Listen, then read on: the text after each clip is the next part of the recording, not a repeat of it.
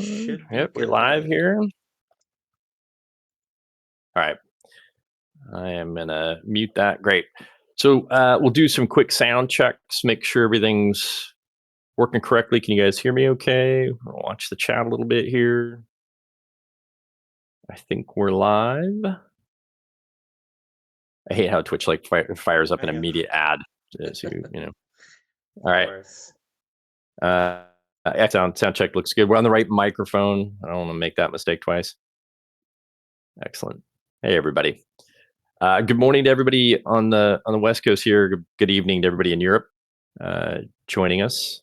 Again, I think, I'm going to make the same apology I always do. I wish we were doing more of these because I like them because they're a good format to just like dump out a bunch of stuff in terms of, good information or stuff we're planning or priorities. And then, take in a lot of information from you guys because you guys put a lot of stuff up on the forums and on Discord for me to review and stuff. So at some point, I'd love to be doing these more often. Zombie Biscuit, yeah, APB Vendetta. Not gonna spend any time on that. All right, so let's kick off. I've got a ton of questions from the community, which are great. Some of which I think I'm going to answer as I go along. Some of which we'll jump into questions when we get there. But I thought what I'd like to do is jump into kind of the state of things, kind of where we are right now. That way we can kind of have that in mind for the conversation. So one, and I think the opener is, unless you're living under a rock, running online games right now is, I think it's just more complicated than it's ever been. I think, largely, most people were affected in some way, shape, or form by the AWS, the Amazon Web Services outage. Yesterday, it was massive. It affected hundreds of thousands of companies, and that's sort of the tip of the iceberg on what we deal with. We deal with DDoS attacks, we deal with circuit outages, we deal with partner outages, and it's so bear with us. That's not an excuse.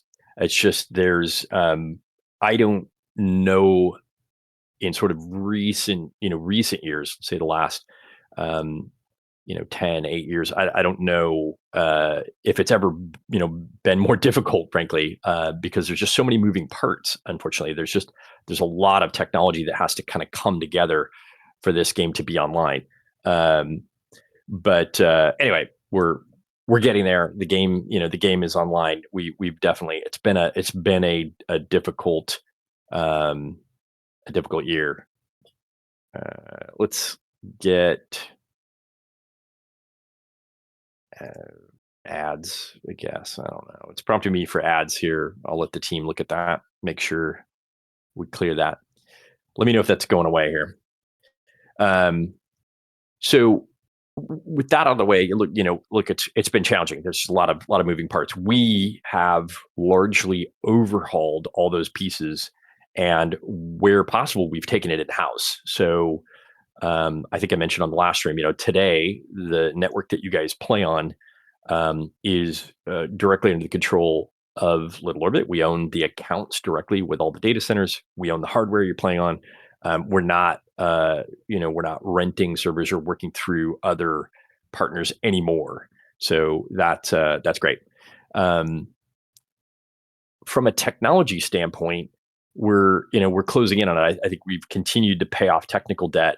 I will say this: if you are experiencing issues in matchmaking, and I'm going to put a little asterisk next to that, but by and large, if you're experiencing issues, it's probably you.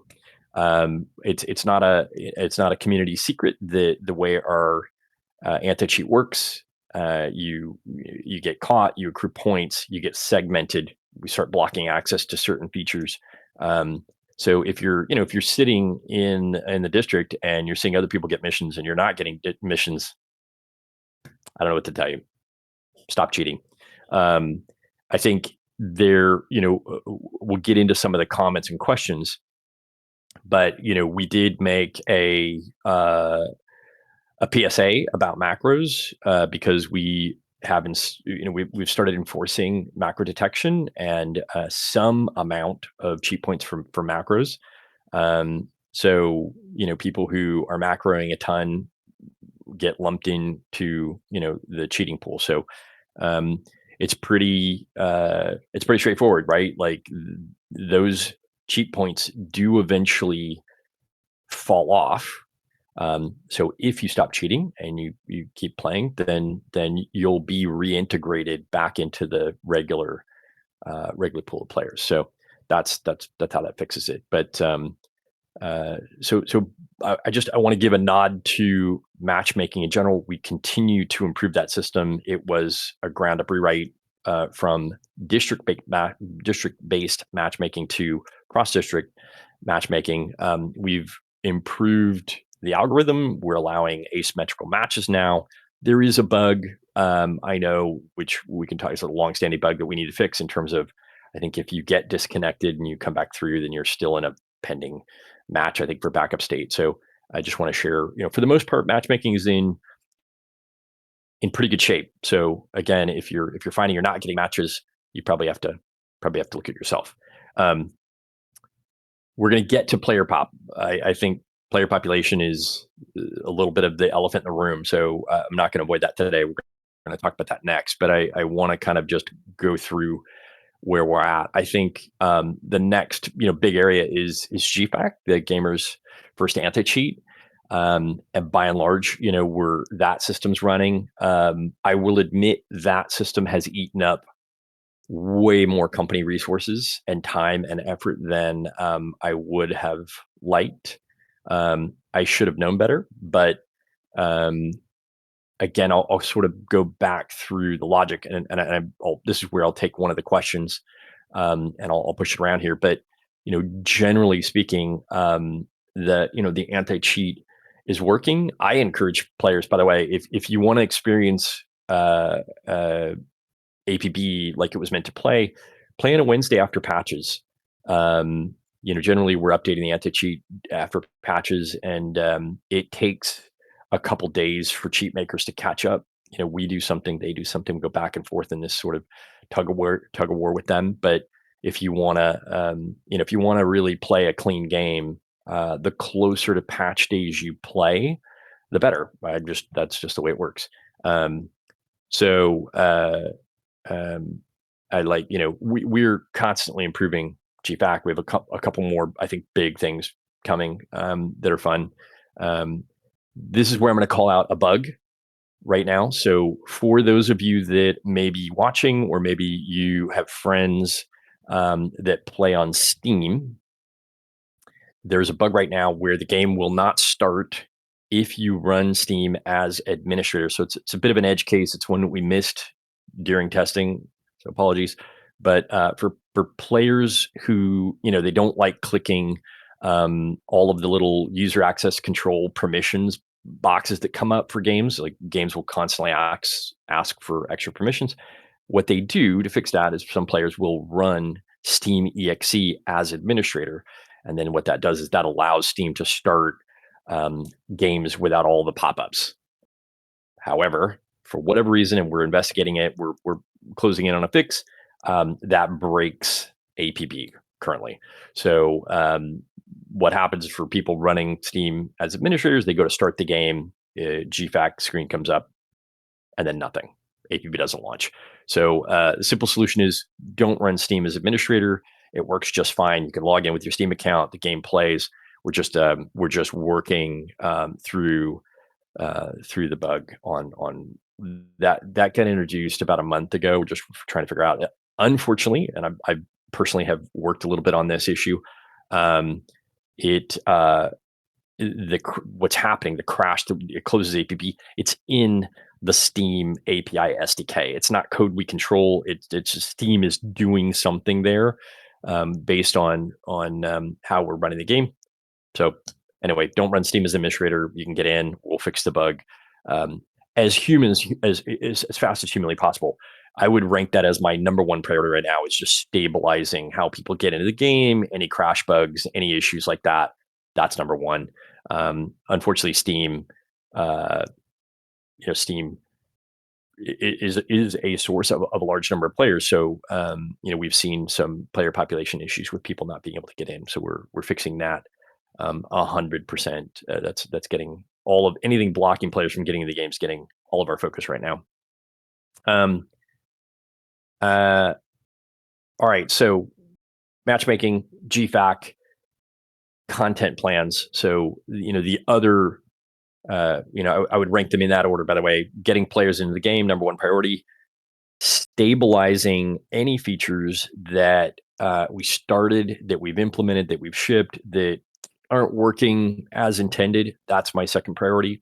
Just making sure the game's running smoothly while you're in the game. And then the last priority right now is content. Um, so let's talk about that briefly, and then I'll tell you what the content plan is. So we're currently running Epidemic. That's a mode that we created back in 2018. It wasn't a huge success, so we tweaked it a bit. We ran it last year. We got some great feedback about the grindiness of it. We made some more tweaks. We're running it this year. I just think, people get sick of Headless Horseman and some of the other stuff we're doing. So we're trying to kind of keep it fresh and switch things out. So if you haven't joined the event, there's some very cool. There's actually a weapon skin reward and some cool stuff. We're giving away some Joker tickets and some other things for logging in. It's not near as grindy as it has been in previous years. So we took that feedback to heart. And there's some online videos. If you guys want to learn about the mode, how to play it, go see that. But that's what we're doing right now. As soon as Epidemic ends, it's our Halloween event, which we're going to run for an extra week. So I think that's slated to end around November 5th. But as close as humanly possible, we're going to launch into Legends. Again, I'm going to put a little asterisk next to that. That's subject to testing. There's still a ton of content that's going in to support Legends, which is a free content update for the game.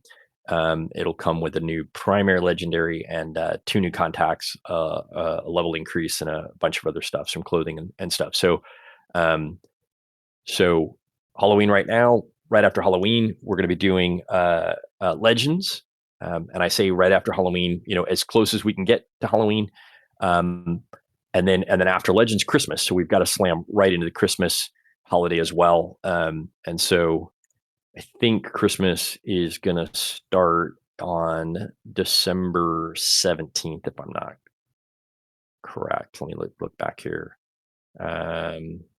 Yes, December 17th is when we'll start Christmas. So for anybody listening, that's the schedule. Halloween now, Legends, Christmas event for December 17th.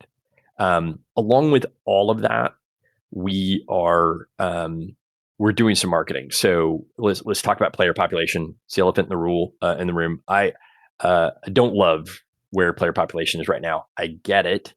And what I want to kind of communicate to people is, these are those kind of fine-tune levers, right? The reason we chose the approach we chose with Gamers First Anti-Cheat is it allows us not to damage the player population, but in theory, move those guys into their own matchmaking pool.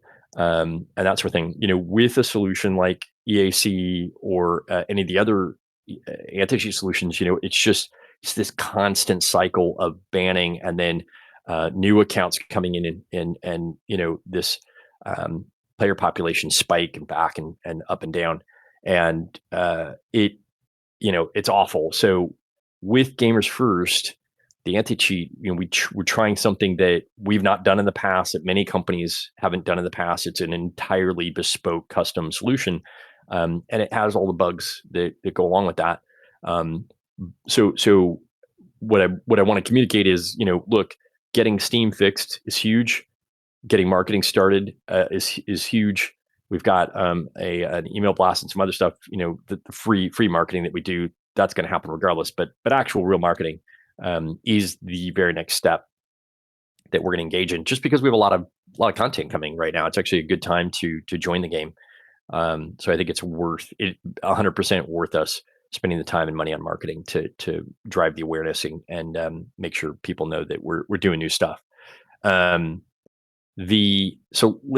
let's I'm going to take one question that's come up. It's been asked by a couple different people.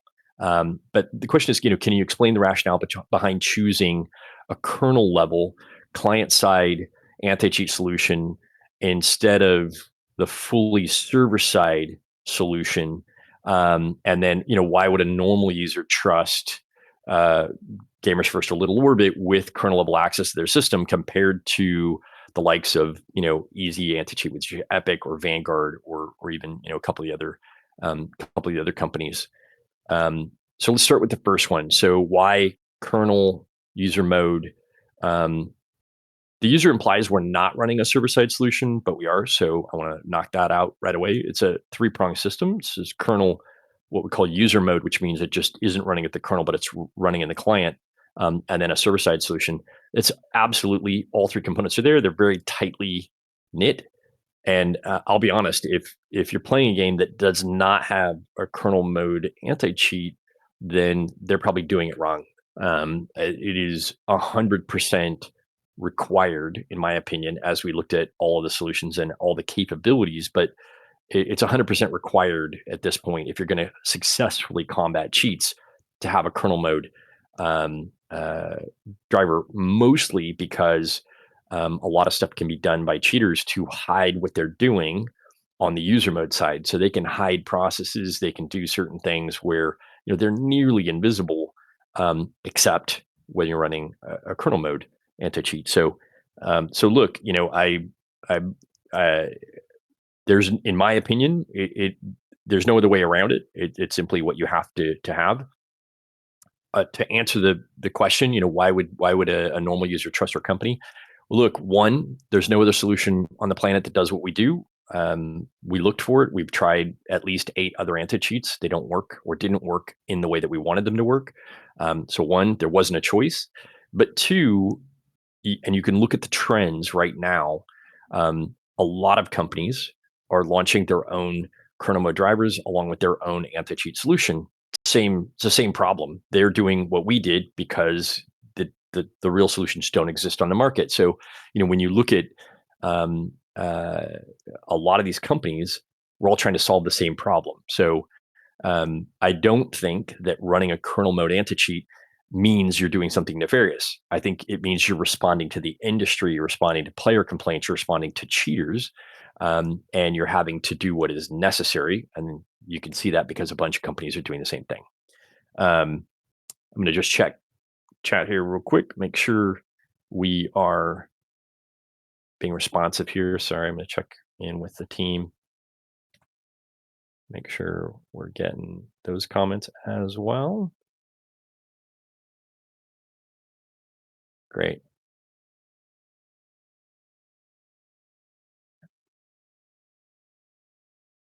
All right. All right. Great. Also, good note from the team, by the way.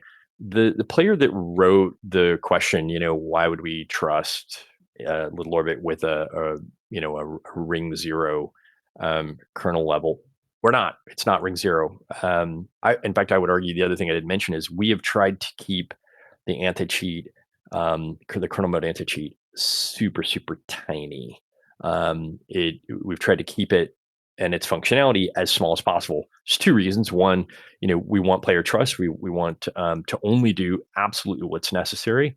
But 2, more importantly, less crashes. When a kernel mode driver crashes, it blue screens your computer, and frankly, that's never a happy place to be. So the simpler we keep it, the less it crashes, the more stable it is. We want stability. It's sort of the word of the day. It's just emphasizing stability. So we're trying to keep it simple. Anyway, uh, uh, I'm not gonna harp on that too much. Um, I want to say, I get it. Players should always be cautious about what they install on machines. I think if you look at the industry, you can see we're not the only ones doing this, and that for an anti-cheat to be effective, it has to have a kernel mode driver. It's the only way you can kind of figure out what cheat makers are doing or spot processes that they've hidden.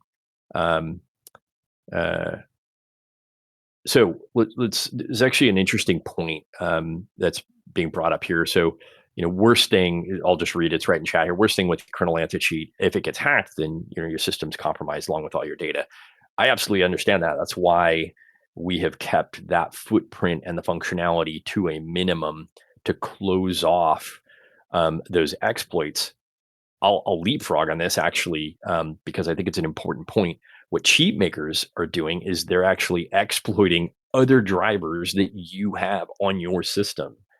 There are absolutely vulnerable system device drivers that are much easier to hack, that are being used by cheat makers to inject and put their cheat into the system at a much lower level than we are.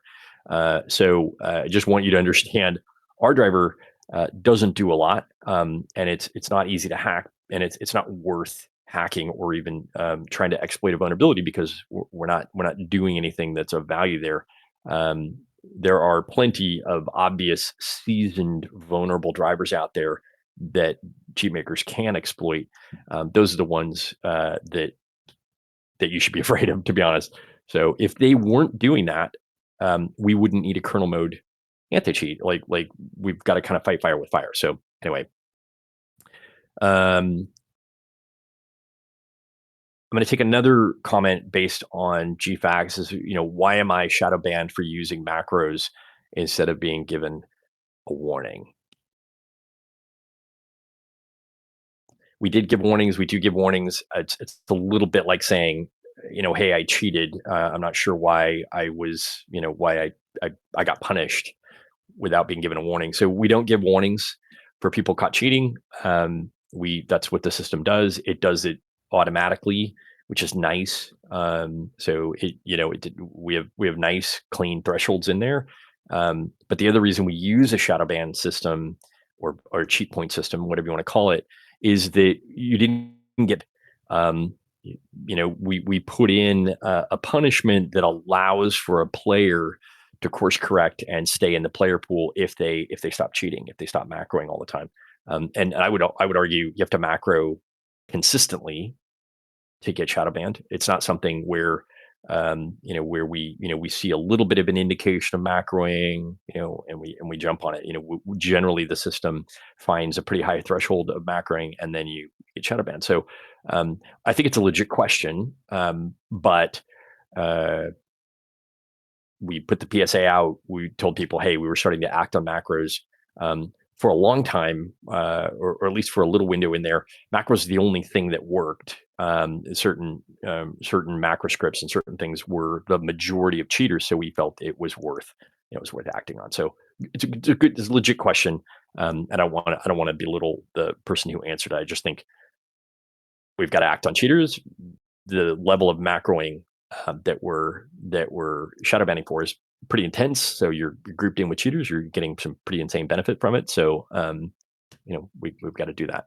And then Um, Matt, real quick, yeah. just to kind of to add to that, For those that is don't know, the Alchemist is helping. He's one of our producers. He generally helps, so I can keep track of everything else going on. Like, so it's easier when he's running the stream, and I'm talking and just answering questions. just pretend I'm a little Um, skull above Matt. And then I kind of to add to this about the length of these shadow bands. So is there like a decay I'm system not to these gonna points? I'm not going to talk about length. I Okay. think I think we get into a scenario here where people start asking questions to fish out information. Yeah. I'm not going to share specific points. I'm not going to share specific rules. I'm not going to. Your volume, by the way, is a little low. I think so. You might want Thank to, you. for Turn it up a players to little hear bit. you. You can turn it up a little bit, but I'm not going to talk about how long shadow bans last. Okay. What I have said in the past, and I'll reiterate it here, is when you get points, they do have an expiration. It's a running expiration. So you over time you accrue points, and over time they fall off. Mm-hmm. So if you stop cheating, it is there. That system is literally intended to allow people who have cheated to migrate back into the player pool safely, right? That's why we built this system, because in the past, if we ban someone, that was it. They're done. Their account's done. It's gone, right? Unless we determine, there was a system-wide systemic issue or something, then we unban. But that's why we built that system. So um, So we're I will leaving a say this also. go Go ahead. ahead. I was gonna say we're leaving a path back to glory Yeah. for the players that want to come back. And I would also, you're also still a little bit low, but I would also say that there are thresholds in there specifically. Again, like you can have a couple cheat points and not get shadow banned, or not get the sanctioning. The sanctioning scales with the amount of cheat points. But the idea was, look, if we get a couple false positives, no big deal. If we get a weird driver on a mouse or something, and it's throwing out some weirdness, okay, that's fine. Like, we built it with some fault tolerance in place, again, specifically for that reason, right? You get a little bit of white noise in there, that falls off, it doesn't affect the player, nothing happens. Um, but yeah, if you jump way up there, I will say this came up, using a VM right now to play our game is not supported. There are some things you can do in a VM that will absolutely get you shadow banned. It throws off signals that are similar to cheats and to macros related to input. So um, don't play the game in a VM if you can possibly avoid it, or know that if you're going to do that, you're stepping outside the box, and the system might pick you up and assign some points. So um, just know that VMs are not supported right now in certain setups that that those show up like cheating. So and for good reason. That is, again, a number one way that if the people are running a VM, they can get in and tweak with the operating system to hide things, and it just makes it a lot easier to cheat. So um, you're throwing off the wrong signals there. But I did see another player ask about um, uh, uh, Linux. It's on my radar. I am hoping things calm down enough. I'm a big fan of the Linux operating system. I use it as well, but currently GPAC's not supported under Linux. So apologies. We're working on it. I'd love to get it working because it also unlocks Steam Deck and some other platforms. So it's in there. I love the community. A lot of them are on our testing group. So it's high up there. I'm a big fan of the operating system. I do use it. I'm an Ubuntu 24.02 guy, so that's what I use. But I know we've got a couple flavors in there. But it's a nice path to other platforms, and broadening support there. Um, shadow band, rationale behind kernel level. Any plans for GFAC ban stats? No name and shame, but rather something along the lines of X accounts have been sanctioned. I'm not opposed to this. Uh, I, as long as we're not violating name and shame, as long just some general stats. I know players have asked about it, and they'd love to see something, because it gives a general feel of how often we're shadow banning people, or moving them out of the player pool, or taking features away, that sort of thing. Um, it's just not as high on my to-do list right now. It's I've got the team focused on stability, content, other things. So I like to do it, but I think it's just lower on the priority list there. The last question, uh, I'll take it at face value. Will your in-house anti-cheat soon work as intended? Um, Look, anti-cheats are evolving beasts, right? That's I don't know if that's a fair question. It is working as intended. Do we have all the features we want? No. There's still way more features that I'd like to add. I think it's doing a pretty decent job. Again, I suggest, if you want to see the game run pretty cleanly, play on a Wednesday, play on a Thursday, right after patch, because a lot of cheat makers have to kind of scramble to repair their cheats based on things we put in the patch, and then they it takes them a day or two to fix things, and that's intentional, right? The more painful I make it for cheat makers, which we intend to just amp up, um, the maybe it's not worth their time, right? We don't have a huge population. I'm sure they've got other games that are way more worth their time. Remember, cheaters pay monthly to cheat. Like, they pay the cheat maker monthly. So if I make it more difficult, maybe the cheat maker will decide it's not worth their time. Um, so I think the big the big watchword is stability. I think every time we introduce a pretty major feature in GFAC, it requires a lot of testing. It requires us to make sure we've got our I's dotted and our T's crossed. So I want to make sure we are careful. Um, let's see. Uh, I'm going to let the team digest chat a little bit, and if there's anything I missed, let's come back to that. I did talk briefly. I saw this on chat. I did talk briefly about marketing. We've got two big marketing pushes coming because we've got content nonstop through the end of the year. So I think that for players who are maybe sitting on the sidelines, maybe they were waiting for the anti-cheat to kick on. We've had a number of fairly visible, unfortunate issues this year. My hope is to kind of say, hey, GFAC's working pretty well. Um, we've largely dealt with anti-cheat. Um, we've been weathering the storm just like everybody else. So, if AWS goes offline, if circuits go down worldwide, we're subject to that just like anybody else. It's gonna take our systems offline just like anybody else. Although I think we did pretty well yesterday. We didn't have as many outages as everybody else. Um, uh, so let's see. Um, let's move into toxicity. It's not a topic that I can deep dive too much. Um, uh, but so one of the questions was, what are the plans to tackle toxicity? It feels like toxicity, especially in whispers and district chat, has reached an all-time high with players wishing unthinkable things on other players. There is absolutely a plan. We have been kind of working top down. So, I would say GFAC and matchmaking and just world stability have been top of the list. We're at a pretty good point there. So I'm going to talk about some of the other areas we're starting to get into. I can't ignore content. We do that too often. So we've got to fix Legends and ship Legends, which has a ton of new content in it for you guys. It's free, so I'm all about that right now. But toxicity is one of those things that is next up. So I'll say this about toxicity: there's a system design that is fairly far along that is meant to try to help toxicity. Um, it connects into our sanctioning engine. It's not the same rules as cheating, but we have some of the same levers as cheating, which means we can turn off features, we can block your access to certain things, we can change the matchmaking based on toxicity.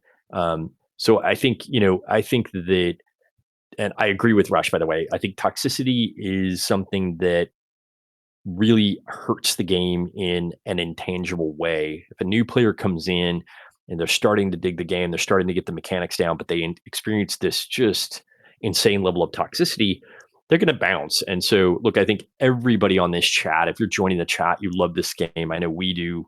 You know, everyone wants this game to succeed. I hope. I hope that they enjoy playing the game. I hope that we all have the same goals. We've taken a lot of direction and steps to try to ensure this game succeeds. And dealing with toxicity is one of those things right after stability, right after matchmaking, right after GFAC and cheating, that I think we need to deal with to help grow the game. You know what I mean? Everybody can, I want to take the temperature down in the game. And there are some ways to do that. I just think right now we've got a couple little things that come ahead, and then we want to jump in. What I do want to say, though, we laid the foundation for a lot of toxicity, anti-toxicity features, including griefing, that are in the sanctioning engine that we just haven't quite connected the dots on yet. So I'm excited to get there. All right. I love, by the way, someone was asking, will there be a collab? We've done that with Logitech and Alienware and SteelSeries and other stuff. Those are fun to do. I haven't focused on those. They take a little bit of effort, but I'm certainly, a lot of that big stuff I want to do when I feel the game is stable, right? Like we've had network outages and issues all year. So had we fired off marketing, man, that would have been a bad time for us because we'd have spent a bunch of money and then new players would come in and be like, oh, servers are down, or oh, this is unplayable. The anti-DDoS issues, switching that in the middle of the year was horrific for us with the rubber banding, and it took us a bit to kind of get that dialed in. But we're in a good place right now, actually. By and large, knock on wood, we do have outages just like everybody else, but it's been pretty positive. So I'm ready to amp that up. Um, have you considered positive reinforcement for good behavior, something like a post mission vote system where teammates could be commanded for being a good teammate? I love this idea. This is a newer idea. Well, I've seen it in other systems. I've seen it in League. I've seen it in and they're really good systems generally. I liked it because it was a new comment. Maybe it's been brought up in the past, but um, it's been brought up in the past. The difficulty with these systems is they're easy to game. They're easy to cheat, right? They're easy to be like, hey, everybody vote for me. But I think over time, it does provide good positive feedback. I think, frankly, I love systems like mentor systems, like this sort of good citizen systems, where over time you can definitely see the players that invest their time into making sure other players are having a good time, or into just being a good, a good citizen. So I 100% would love to reward that. The question is how. So we'll work on that. There are some good examples out there in the community or in the industry in general. But I love the mentor system specifically because we used to have that, and I'd love to kind of uh, get that get that going again. But I think MVP, teammates, the teammates that got the clutch shot in or made the play. I think those are all good systems to have. Um, all right. By the way, one more thing. I'm going to go back to kind of the top. The industry as a whole is experiencing issues in certain regions. Again, this shouldn't come as a shock, but there are some Eastern European regions, Russia, and some other ones that are included that are blocking our CDN, which is our content delivery network. There are some regions that are interfering with the game in other ways. So I just think bear with us. We're working on it. We're expanding our CDN. We're changing the mechanisms on how some of the game systems patch. We're continuing to optimize there, but we did get hit a little bit out of the blue with a couple territories, namely ISPs in some territories that have changed their rules. They've changed content filtering. They're blocking things, and it's unfortunate because we get told by players that we have to go chase the ISP down. We try to course correct it. We change our things, but this is happening worldwide, and it's happening on all games. It's not just ours. So um, we're we're working on it. So if you're in a territory, I think Latvia had some issues and some other ones. If you're in a territory where ISPs are doing these sorts of things, we're doing our best. It's high up on my list. It takes time sometimes because you're interfacing with an ISP in another country that speaks a different language, and it takes time. Um, all right.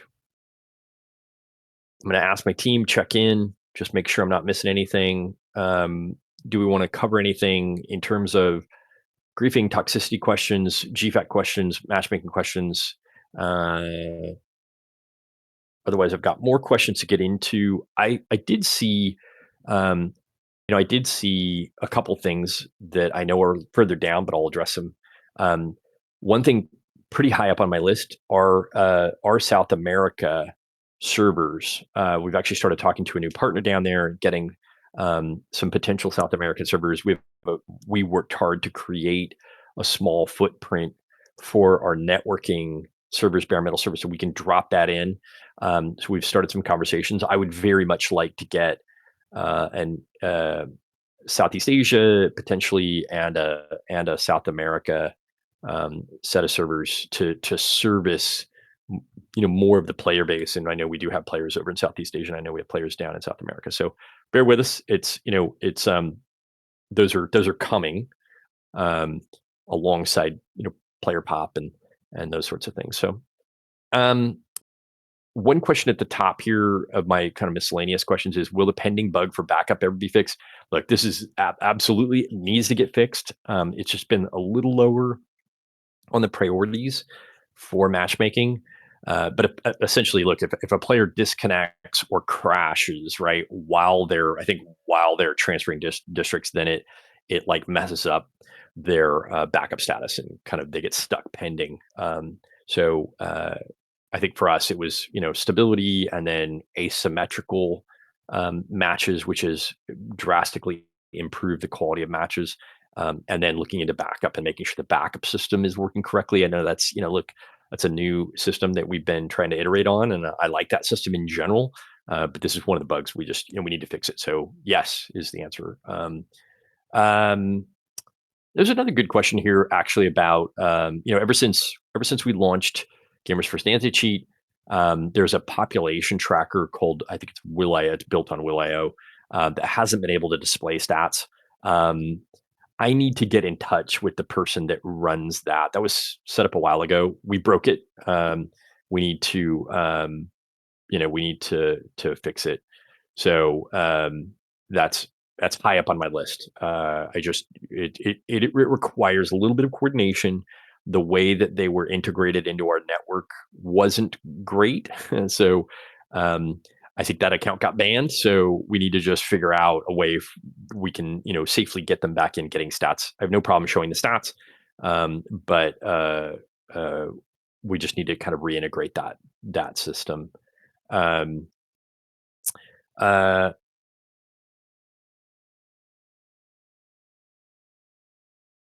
let's see, brothers sisters, issues. So yeah, let's talk about cross world.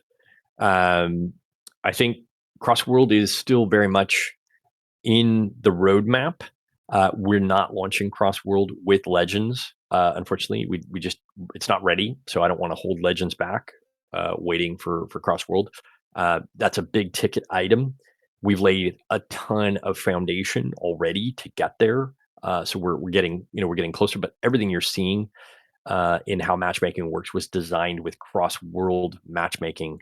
Uh, in mind, we are. We're getting there. So bear with us. I would guess that that's coming maybe at the beginning of the year. So we just got to get through Halloween, Legends, Christmas. There's a couple other higher priority bug fixing things I want to get to, and then cross world, early next year. So watch my chat here. So I can talk a little bit about the design of cross world, and that is that we're just right now what happens currently cross district is you can match make against anybody else queued up for your same district. So if you're queued up for waterfront, you're trying to rank up. That's what I hear the most of is people can't rank up in waterfront because everybody wants to play financial. But if you're queued up in waterfront, anybody in any district that's queued for waterfront can get matchmade and moved to a waterfront district to play out that mission.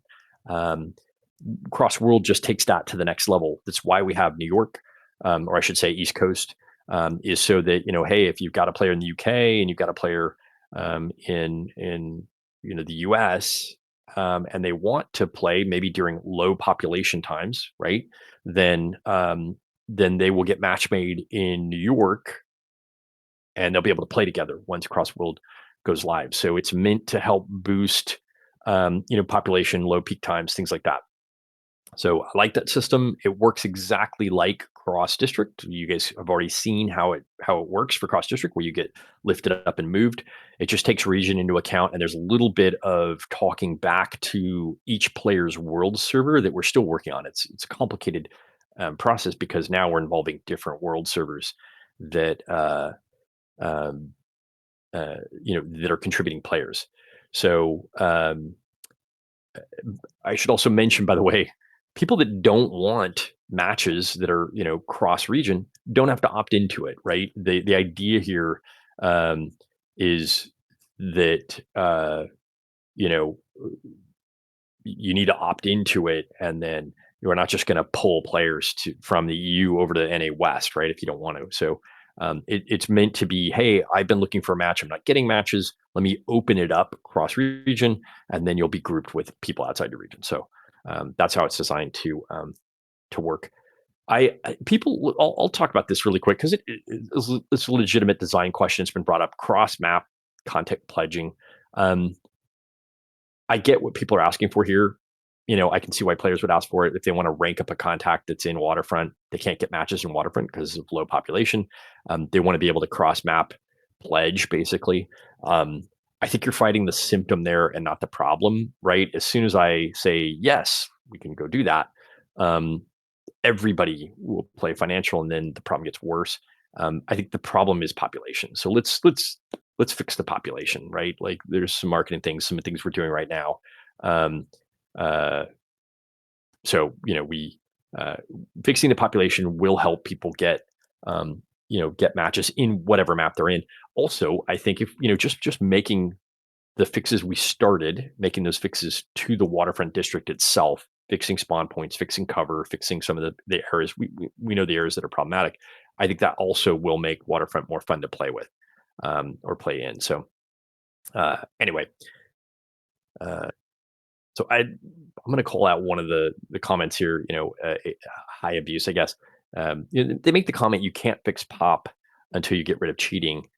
Yes and no. I mean, I think we are fixing cheating. There's no magic fix for cheating, right? Cheating is something that we deal with every week, and we implement new things, and cheat makers implement their things, right? We go back and forth with it. Um, the way we've implemented the anti-cheat is that if you're carrying cheat points, right, and your cheat starts working, well, you're still carrying cheat points. You're still getting segmented. You're still ideally not playing with the rest of the population. Um, there are areas that we're looking to improve there. And I agree with the comment that, look, cheating is number one. However, I would argue if you're playing right now, it's pretty good. I would say the biggest problem we have is rerolls for people who figure out their shadow band and then they reroll and they cheat, they go back to the regular player pop. So we're very close to fixing that issue. But generally, come play on Wednesdays, Thursdays. Sometimes we'll even make it all the way through the weekend. It's great. But generally, I think GPAC is doing an okay job. We're it's going to get better. There's a couple big features we're working on now. So um, anyway, I agree. Fixing the cheating problem was huge before marketing and improving population, but now we need to market and improve population. So um, uh, so I see lots of good comments on cross map contact pledging. Frankly, one of the outcomes I want to have from today is I'd like to do some actual real surveys on the forums and have you guys weigh in on some of our priorities. We've hit a lot of the stuff that I wanted to hit. Stabilizing things, matchmaking, GFAC. So we're going to, following this stream, we're going to put a survey up with a handful of things that I think players have mentioned, and we'll let you guys weigh in on that to help dictate what you guys want to see, because we're kind of at that position now in terms of what we want to work on. So I just want to mention that we'll put that up and let you guys weigh in on that. All right, this is a beefier one, and frankly, I'd love to have my designer on for part of this part of the stream. He's not on, so we can't do that. But what are our plans to improve the first time user experience to allow newer players to have a better time getting started? And I've got a lot of notes from my designer on this, so I'm gonna go through some of those notes and talk through them. Um, I think this is a big deal, and frankly, I think this is probably where we're going to devote a lot of time. Outside of stabilization, GFAC, matchmaking, and even new content, the FATUI, the first time user experience. I don't like using jargon, but that's what we call it. Is FATUI. It is critical. It's important. It's super super bad right now. It's just awful for newer players. So it's something that we need to fix. Um, right now, uh, the major things are to change the tutorial to better explain the game. I think there's a difference between explaining the mechanics of the game. Our tutorials, like here's how to crouch, here's how to, change shoulders. There's a difference between showing people the commands, the buttons to jump, the buttons to do things, versus the mechanics. Here's how you go to a contact, you pledge, you get a mission, here's how to do a mission, you drive there, do the thing, come back, redeem, repeat, right? So I think that we want to improve the tutorial to actually show you how to play the game. I think we want to improve the tutorial rewards, potentially giving you a permanent zero slot permanent zero slot weapons, better starting car, give people a reason to go through the tutorial. And look, I think that the tutorial right now is something that shows the age of the game. This is how you did things 10 years ago. I think is the last time the tutorial was touched, maybe 8. But um, we don't do tutorials like this anymore. They're much different techniques. We use what's called a velvet rope. We let players kind of go at their own pace. We keep offering bits and pieces so that when the player's ready to experience that part of the first time user experience, they can jump right in and do that. Whether it is solo missions that kind of help you get a feel for it, whether they're augmented missions or different missions that kind of help you get through the process. Um, I think that that's important. So all of that's on the table. I think reworking the early weapon progression to unlock one slot weapons much sooner is also part of the experience. But really showing a player, here's the compulsion loop, here's how you get missions and go through the whole process. That's got to be the number one thing right now to fix. So anyway, we'll open that up a little bit. Maybe after this stream, we'll talk to players and get your feedback on what do you think the first time user experience should be, or how can we improve? How can we, build a better user experience? Because truthfully, that is the number one thing holding the game back now. I would say it used to be matchmaking. I would say it used to be other things, but at this point, the sort of the first time experience is where people bounce. We can acquire a new user, they get in the first time user experience, have a bunch of problems, and then leave. Um, so um, maybe we can create a small group of players that want to contribute ideas. That would be interesting. But I think we have some ideas, concrete design. Now it's getting in and doing things. And obviously on my dream list would be having bots, having some AI driven elements that you could play against that still give you the feel of being on a mission. Um, would be amazing, frankly. That's the one bit of tech that we just don't have in this game. Never have had. It wasn't in the original Real Time Worlds design. It wasn't added by Reloaded. There is zero bot capability or AI enemy capability. So I think I think I think that's an area that I wish we had. So that would make the first time user experience so much easier to build. Um, we'll set that one aside. I think, look, if you guys have comments on that, I'm happy to come back to it um, as a bigger priority and something we're going to spend more time on. But uh, it's interesting. I happened to glance down and someone asked, did I ever play a bit of APB? I have played APB. I stuck at APB. I wasn't much of a shooter player prior to our purchase of APB. I did play more Fallen Earth actually, but since we bought it, I have gotten on. Infamously, I think during a Christmas event, I played live with players. You guys saw how awful I was. Um, but I do get on occasionally and play, and so I try to get a feel for generally how weapons feel, those sort of things. I'll get on um, and test certain things. I haven't been able to play recently just because I've been so busy on some of these features, actually working with the development team on these features and stuff. So I've been a little, yeah. Ooh, Christmas was not pretty. Wild shots going everywhere. Although I think someone caught the video of me um, killing a player or two. I finally actually managed to kill a player or two, which is not saying much. Anyway, let's move on. So, what is the status of the Legends patch? Let's jump into that because I think um, that's next. We found ourselves in this weird scenario where we weren't quite ready with Legends, but we hit a big holiday season for APB, which is Halloween and Christmas, and we had to kind of wedge it in there, do Halloween, wedge in Legends, and then do Christmas. Um, so right now, the status of Legends. So I'll just kind of walk through it.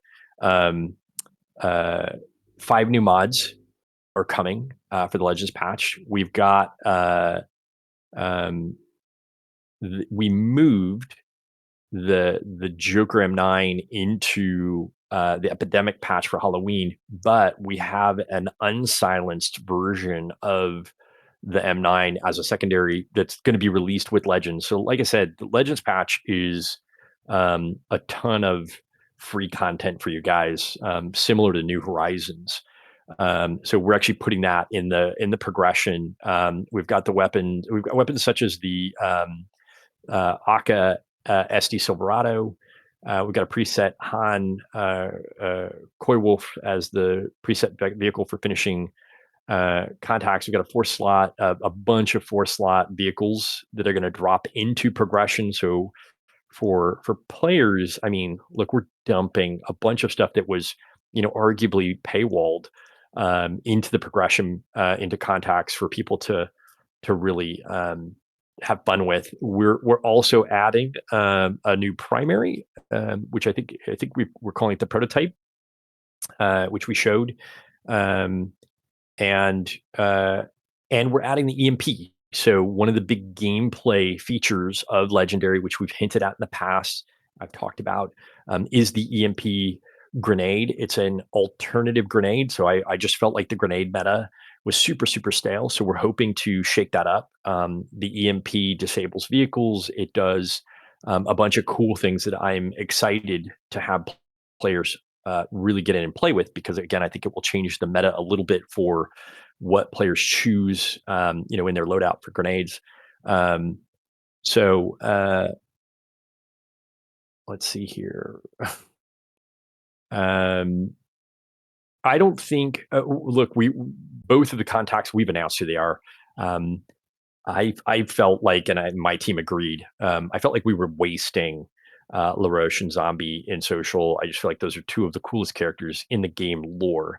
So what we've done for Legends, what we're doing for Legends, is we're moving them out into financial as regular end game contacts that are each, I think, 20 levels. So we're adding 20 levels to the progression, and then we're sort of shaking up some of the rewards from there down and adding a bunch of things into progression and putting a bunch of free content out there for you guys. So, like, generally speaking, I'm super, super excited about Legends.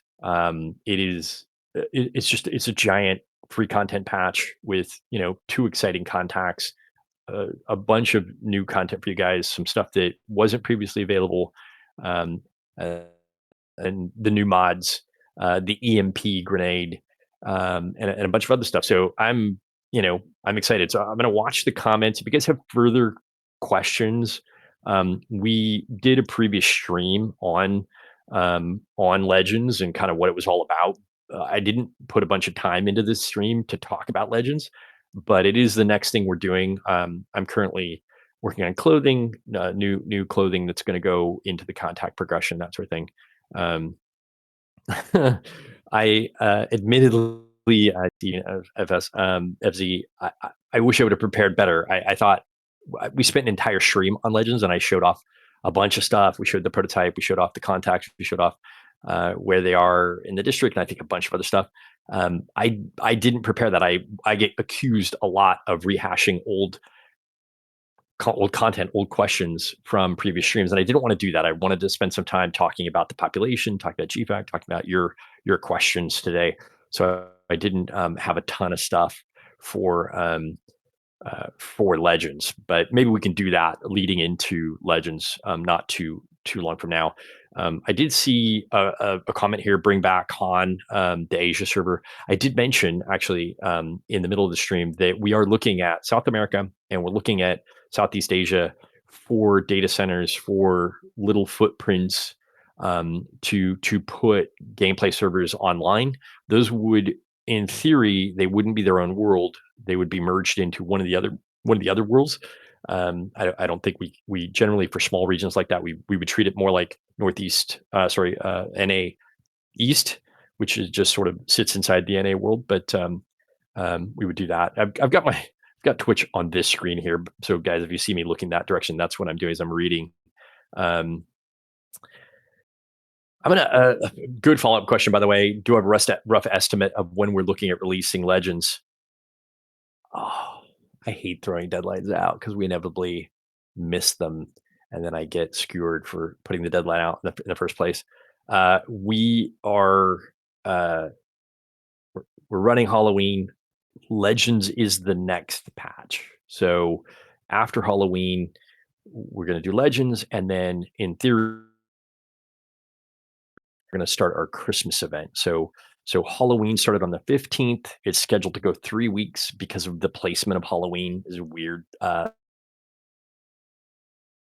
And Halloween ends before it wasn't quite a 2 week. If we'd have done the 15th to the 29th, we'd have missed Halloween. So we had to extend Halloween for another week. So we'll end Halloween on the 5th and then go into Legends sometime between November 5th and December 17th. And then we'll do uh, Christmas. So it's still aggressive, guys. There's still just stuff going in. We've got a load of all of the content that is related to the contacts is going in. All the LaRoche and zombie dialogue and the emails that go back and forth. I we did work with some community folks, namely one community member who helped us dial in the narrative for Zombie and LaRoche. I'm actually super curious and excited for you guys to see that. I know that stuff is window dressing. I liked what we did. I actually got to work personally on some of what we did um, for New Horizons with Lynette and Lucas. So their storyline was fun to kind of watch that play out a little bit. And I think it's not quite done, but I really like where the Zombie LaRoche stuff is going as well. I think players, there's a little bit of Easter eggs in there, a little bit of stuff that I think players will get a kick out of. So, um, again, I'm going to let my, oh, am I No, glitching, by the way? you're fine. I think it's because we got your camera coming through Discord. I think it was Discord. The stream's fine though. All I was right. just making sure. I'll blame it on AWS. Yeah, blame it on that. Uh, so for those, hopefully that all came through. I went on a whole big thing about Legends and what we're still working on. Um, let's see here.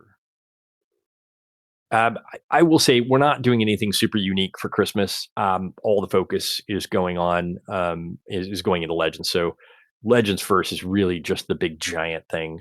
Christmas will be fun. We like to do something fun. Honestly, it's a great way to get Joker tickets, just like Epidemic. You log in, easy way to get Joker tickets. But but yeah, I think I do want to call out our designer for putting in Herculean hours right now. He is nearly single-handedly responsible for Epidemic and the reward you're getting for Epidemic. He put that all in, and then just so much content going to Legends. So be gentle there. It's an unsung role. He puts in so much time for you guys, and literally did the big, massive, heavy lift there. So hopefully Christmas will be fun. I haven't. Do we know? I'll go out to the team. Do we know what we're running for Christmas yet? We've got a couple things we can do, but I don't know what we've picked out. So I'll leave that. I'll kind of watch my company chat here to see what we're doing. I my brain is so firmly focused on Legends that I haven't really looked past that. So it sounds like we're most likely doing Beacon with new gun game mini games. So I think we turn on the snow and we'll do some stuff there. It should be pretty fun. Um, I've seen. We'll take a pause there. So that's Legends. If you guys have more questions, I'm happy to answer them. Um, uh, Lots of stuff there. Let's talk about VoIP. That honestly, that came up a surprisingly large amount in the questions. Um, and it's just how do we put this? For those that don't know, Real Time Worlds or maybe Reloaded, someone went and they bought a specific VoIP solution where they were actually paying for servers. They sort of bought that out. Um, our partner on that discontinued it. They literally shut it down. It was several years ago. That's why VoIP ended. Is that we were using a very specific partner for that, and they turned the servers off. So we discontinued it. That partner has since been bought now, and so I I go back and forth. I'm not opposed to bringing VoIP back at some point. I believe we need to get the player population way higher uh, to make to make VoIP worth it. It's kind of low on the priority, but it's also just such a source of toxicity that I'd love to see the toxicity features go in. That way, if you're getting abused over VoIP or if someone's mishandling that feature, we can turn it off. So there'd just be a way to to kind of monitor how people are doing there, and if it's getting out of control, then that user loses VoIP privileges. So there's just a little more design to do there. I'm not opposed to bringing it back. Actually, I don't know how appointed to how you're playing games right now without it. Largely over Discord, largely over third party systems, which sort of is not great. Frankly, I don't love that. But it's kind of low on the feature list right now because it needs to be integrated with toxicity, which we're still working on. It needs to be integrated with the feature banning, which we're still working on. So uh, the VoIP was the feature I was referring to, which leads to just a ton of toxicity, bad experiences. So um, this is another one that came up a lot. I'll jump to that one. Hopefully, the team can mark these off so I don't rehash them. So a couple of people have asked about paying to transfer worlds. So I'm guessing they probably are on NA and they'd like to transfer their characters and their world, transfer um, uh, over to Citadel, to Europe. It's not on my radar right now. Again, I'm not opposed to it. I get it. I know why people are asking. Um, there's a small amount of complexity there that happens because of character limits and how merging works. You can get into a weird state where you've got too many characters for the account, and then we have to sort that out for you. But um, the I think you're fighting the symptom, meaning people are maybe abandoning NA because they can't get matches to go over to Europe, and then it just wipes out NA. I'd rather fix the population on NA, but it's not something I'm opposed to. I want to get a couple more things done, and hey, look, at that point, we've done what we're going to do, and if people want to transfer worlds, they can. Frankly, cross world should change that. Like I feel like once we have cross world, people should just stay put. Um, we run the risk of the EU world getting overloaded a little bit. We were redlining years ago when we talked about just merging everybody into a single world. Um, EU was redlining, and we definitely were seeing the capacity hit. And so it's not really feasible. The technology is too old. We can't merge down to a single world. We talked about that for a while. So that's when we pivoted to cross world. Um, all right. So uh, uh, I'm gonna ignore Gromzy. I think you're dead wrong. I just got through talking about a brand new free content update, but I'm not gonna waste my time talking about it. Hopefully, the people watching the stream do feel like we're covering a lot of new ground, talking about legends, talking about stuff coming up. Um, one thing we're also talking about doing, it's kind of a low hanging fruit thing, but it's something I'm going to throw out there to the community. I'm going to talk about Unreal 5. Trust me, I'm getting there. But localization, I have long wanted to just run a localization pass in a bunch of languages and just kind of put the game back or make it available in a bunch of different languages again, like it used to be. So I want to kind of throw that out there. There are some pretty good, they're AI tools. I generally don't love AI tools. I generally avoid them like the plague. When I refer to bots or AI in game, that's a completely different thing. We're not talking large language models. We're not talking that type of AI. But I'm kind of warming up to this idea of taking the entire localization file, chucking it into a couple AI systems, and at least spitting out some new language localization, and then maybe having the community go in and give us places where you're like, oh man, your localization's awful here. Can you change that? I just feel like we might do better running a bunch of languages, getting the feedback, then fixing it versus just letting it sit there in English for most languages. It's pretty awful. So um, anyway, I want to throw that out there. If people think that's a good idea, great, we'll do it. But I think it's kind of an easy way to jumpstart the localization, which is just admittedly awful in the game right now. Some of it's super old, some of it's out of date, and or just non-existent. So let's keep moving. Is there ever going to be a pinging system to quickly communicate with your team without having to type in chat? That's a great idea. We've reached the middle tier of importance on questions. So again, if you guys feel like I've skipped something, let me know. But I'm happy to go back and keep talking about other pieces if I didn't get into it enough for you guys. This is your AMA, so I want to make sure we cover as much stuff as possible. And again, hopefully the team reminds me about UE5. Okay, it's on my list. We're getting there. I can see it further down. Um, what are some of the leaderboard rewards planned for the future? Wait, we talked about VoIP. I want to make sure I didn't just skip something there. All right. Um, uh, let's talk about, yeah, what are some of the leaderboard rewards planned for the future, especially for those among the top. So first of all, let's get some feedback from the community after the AMA. If someone wants to post in the forum or someone wants to create a thread, what do you guys think about the leaderboard system? One of the plans was to we're not adding tails. I'm just going to nip that in the bud. It's not going to happen. I see you guys in the chat. It's not going to happen. For the leaderboards, though, I'd love to get your feedback on what you think of the leaderboards. How can we improve them? We've run a couple test months, right? So congratulations to people at the top of the leaderboard. It was important for me that uh, we try to beef up the anti-cheat so that we can look at cheat points for people on the leaderboard. And obviously, if you've got cheat points, you're not going to get the rewards, right? So just know that if you've made it on the leaderboard or you're at the top of the leaderboard, but you have cheat points, there's no benefit to you. Um, but I think like the idea behind monthly or seasonal leaderboards was, look, you've got leaderboards in Fight Club.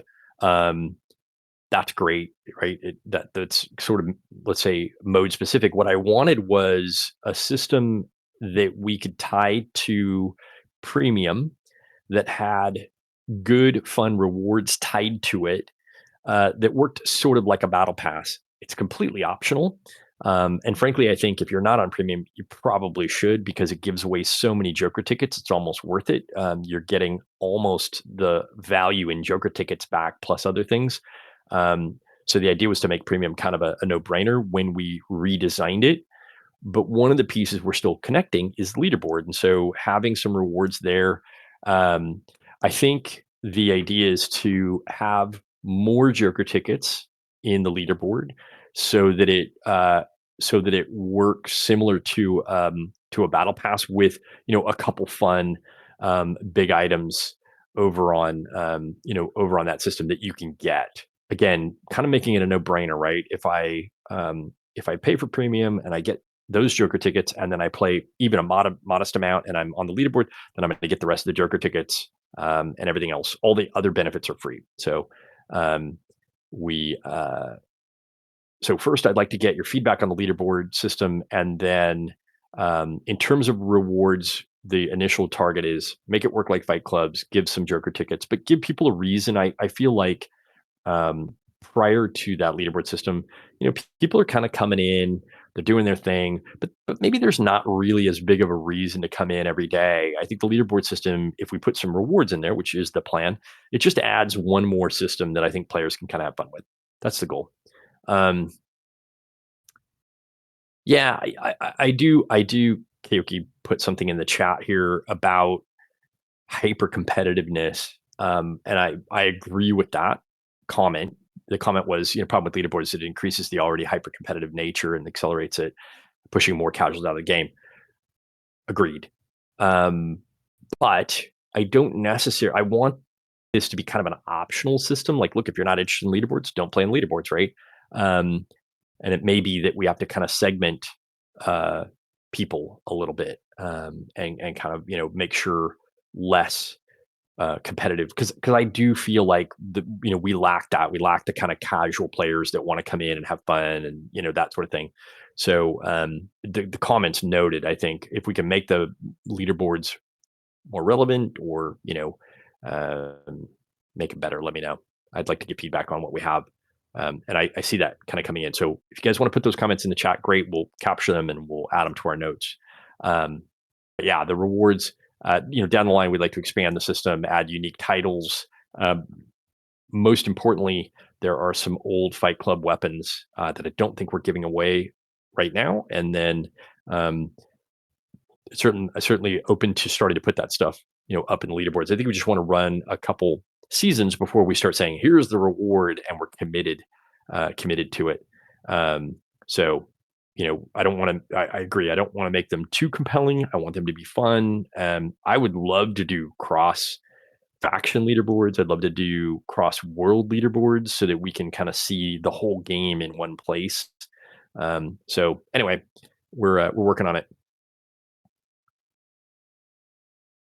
Make new weapons. Yeah. Th- There are so many weapons in this games. I think it's like 140 weapons. So I think right now the trick to making new weapons is to just dialing in where we're missing a weapon. Like I don't want to just put weapons in the game for the purpose of putting weapons in the game. I think Reloaded did too much of that. The overlap between weapons um, is not great. So I want every weapon to have its own lane. But if there's a gap, if there's some way where we're like, oh, hey, here's a spot where we can do something new. That's kind of like the EMP I mentioned for Legends. That's an entirely new game mechanic. It's an entirely new design space. So I'm excited about what we can do there. Weapons kind of need to be the same thing. We need to have uh, an area where we can put a weapon, new explosive weapon. Um, yeah, look, weapon balance 100%.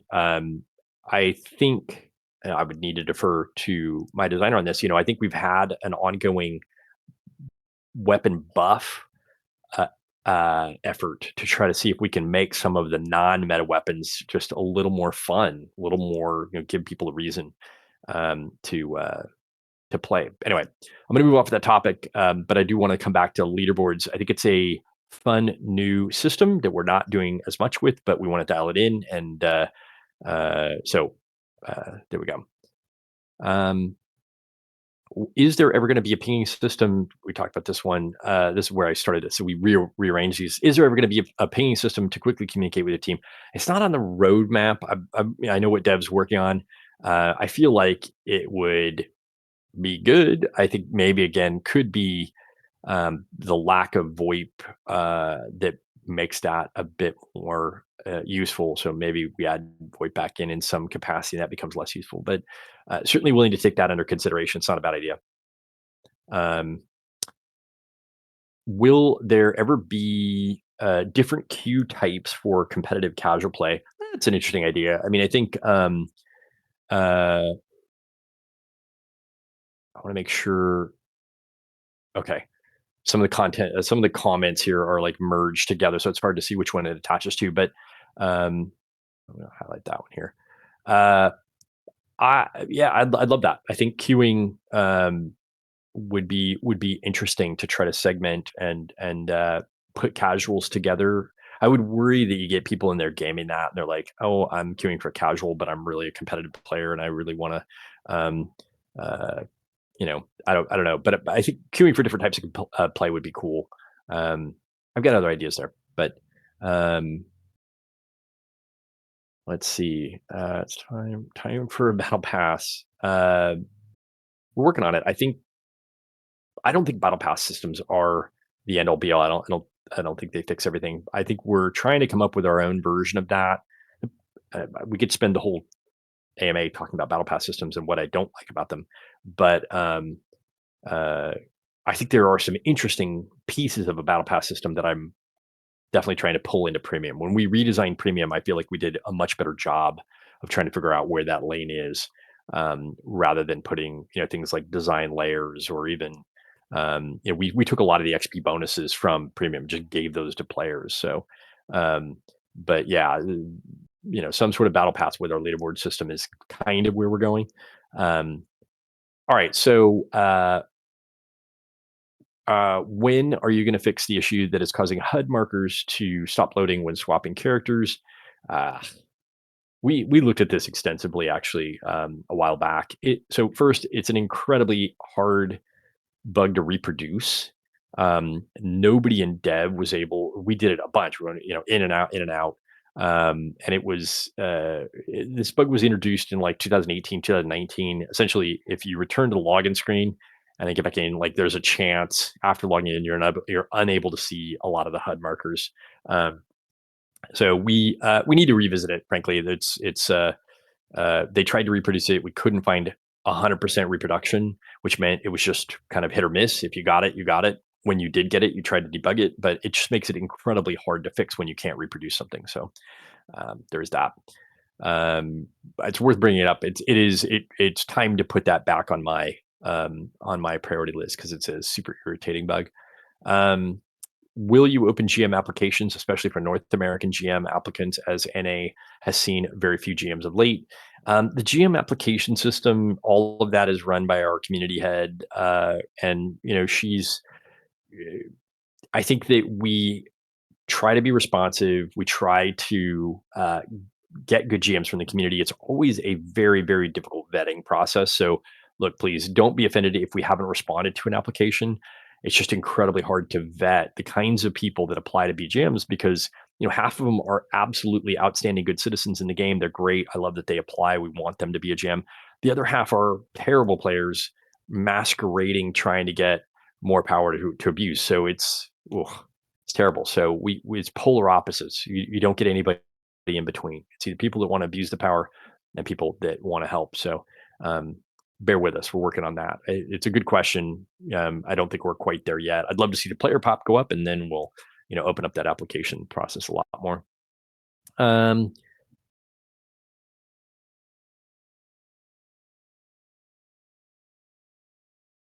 all right, I will keep watching that. I'm going to wait for my team if they're picking up anything from the chat there.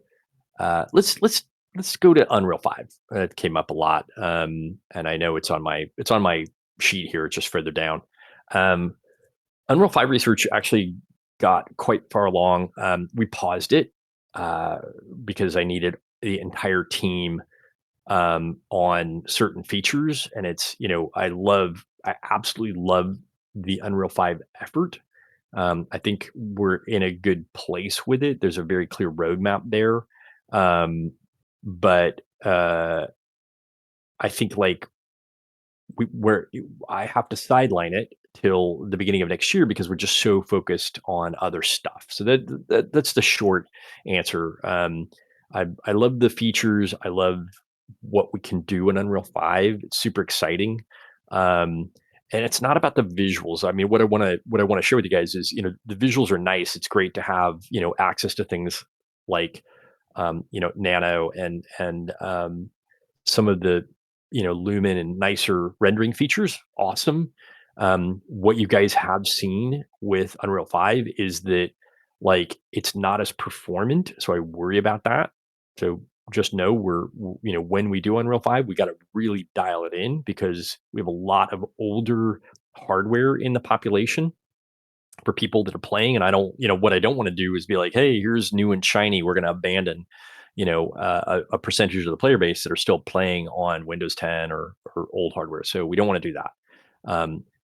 But having said that, there's just some very good functionality that is in APB, the current version that Epic took and put into Fortnite and revised and is now in the stock Unreal 5 engine. So they've done sort of the upgrade or let's say optimization on features that started off being custom in APB that were shared back with Epic. And so I'm excited about using the Epic version of it versus the custom version that was written, 15 years ago. So um, anyway, I think there's some lower level performance things that are important for us to solve in Unreal 5 that we got to dial in that need to go back in there. Um, uh, make your own in-house game engine. We have that on Fallen Earth. It's a disaster. So awful. Um, Case in point, by the way, with your own game engine, I mean, the hardware changes a lot and Windows changes. Like Windows 11 just got an update, massive new update. Um, we've had to start doing more support for that with GFAC, right? We have to support newer hardware and newer versions of the operating system, older versions of the operating system. So we're already in that grind. When other people change things, we have to update GFAC.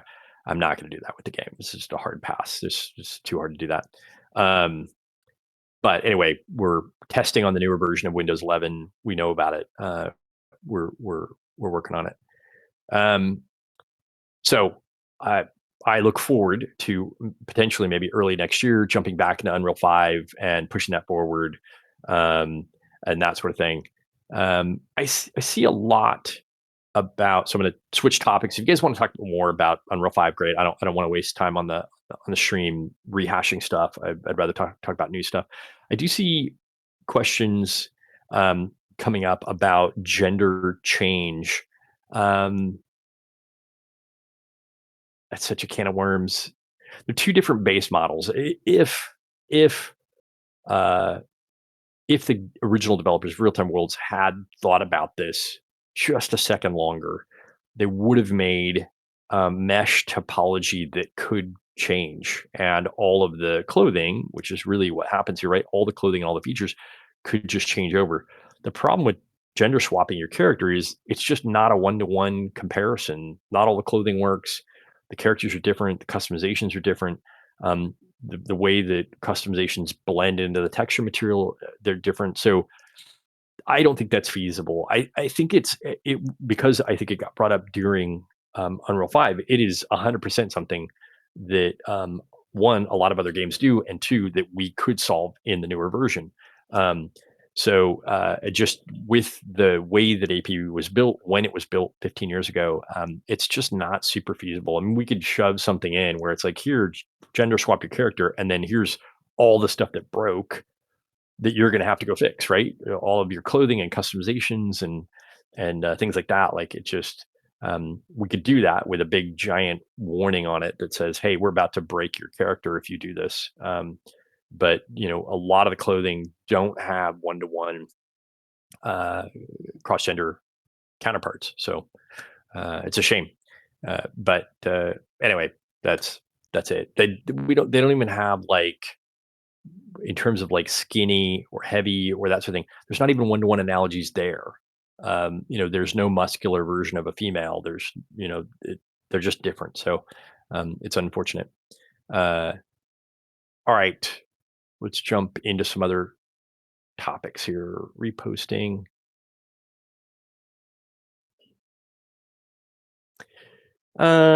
How do I go back up to that one? Someone was, I think the question was working with other dev teams. Um, Yeah, look, the history here is we tried working with other dev teams early on when APB first got involved in APB back in 2018. We first bought it.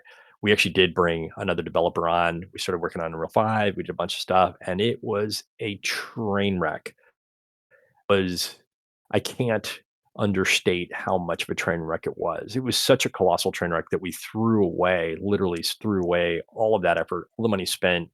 None of it was salvageable. I think with APB, it's just such a complex game under the hood that you have to have such a core knowledge of the game to be able to work on it. And that's not to say that we couldn't educate an external dev team now and try it again. We did not know what we were getting into back then, not even a little bit. And so, and there is a pretty high threshold there for educating a brand new dev team and the level of understanding you have to have about this game.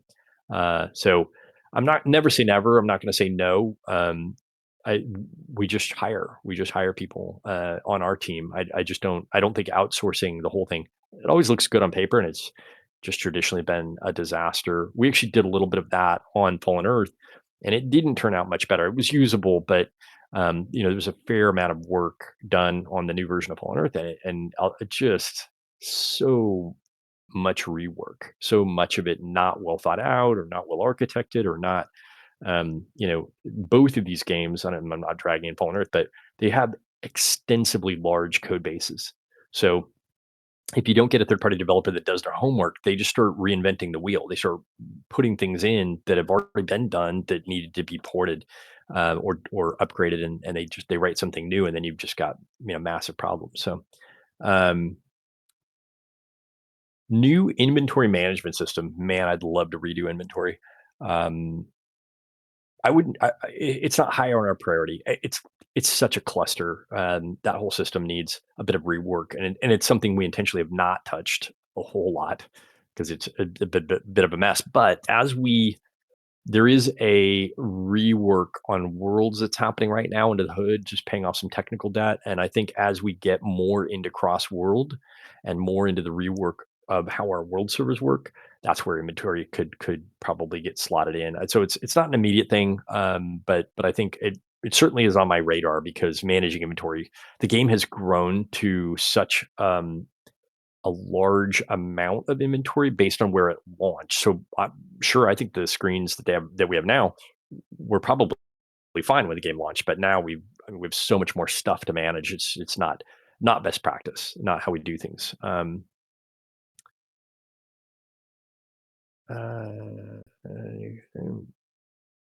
All right, let's move on to some of these other questions. I'm going to have the team watch chat. They can tell me when we're missing stuff.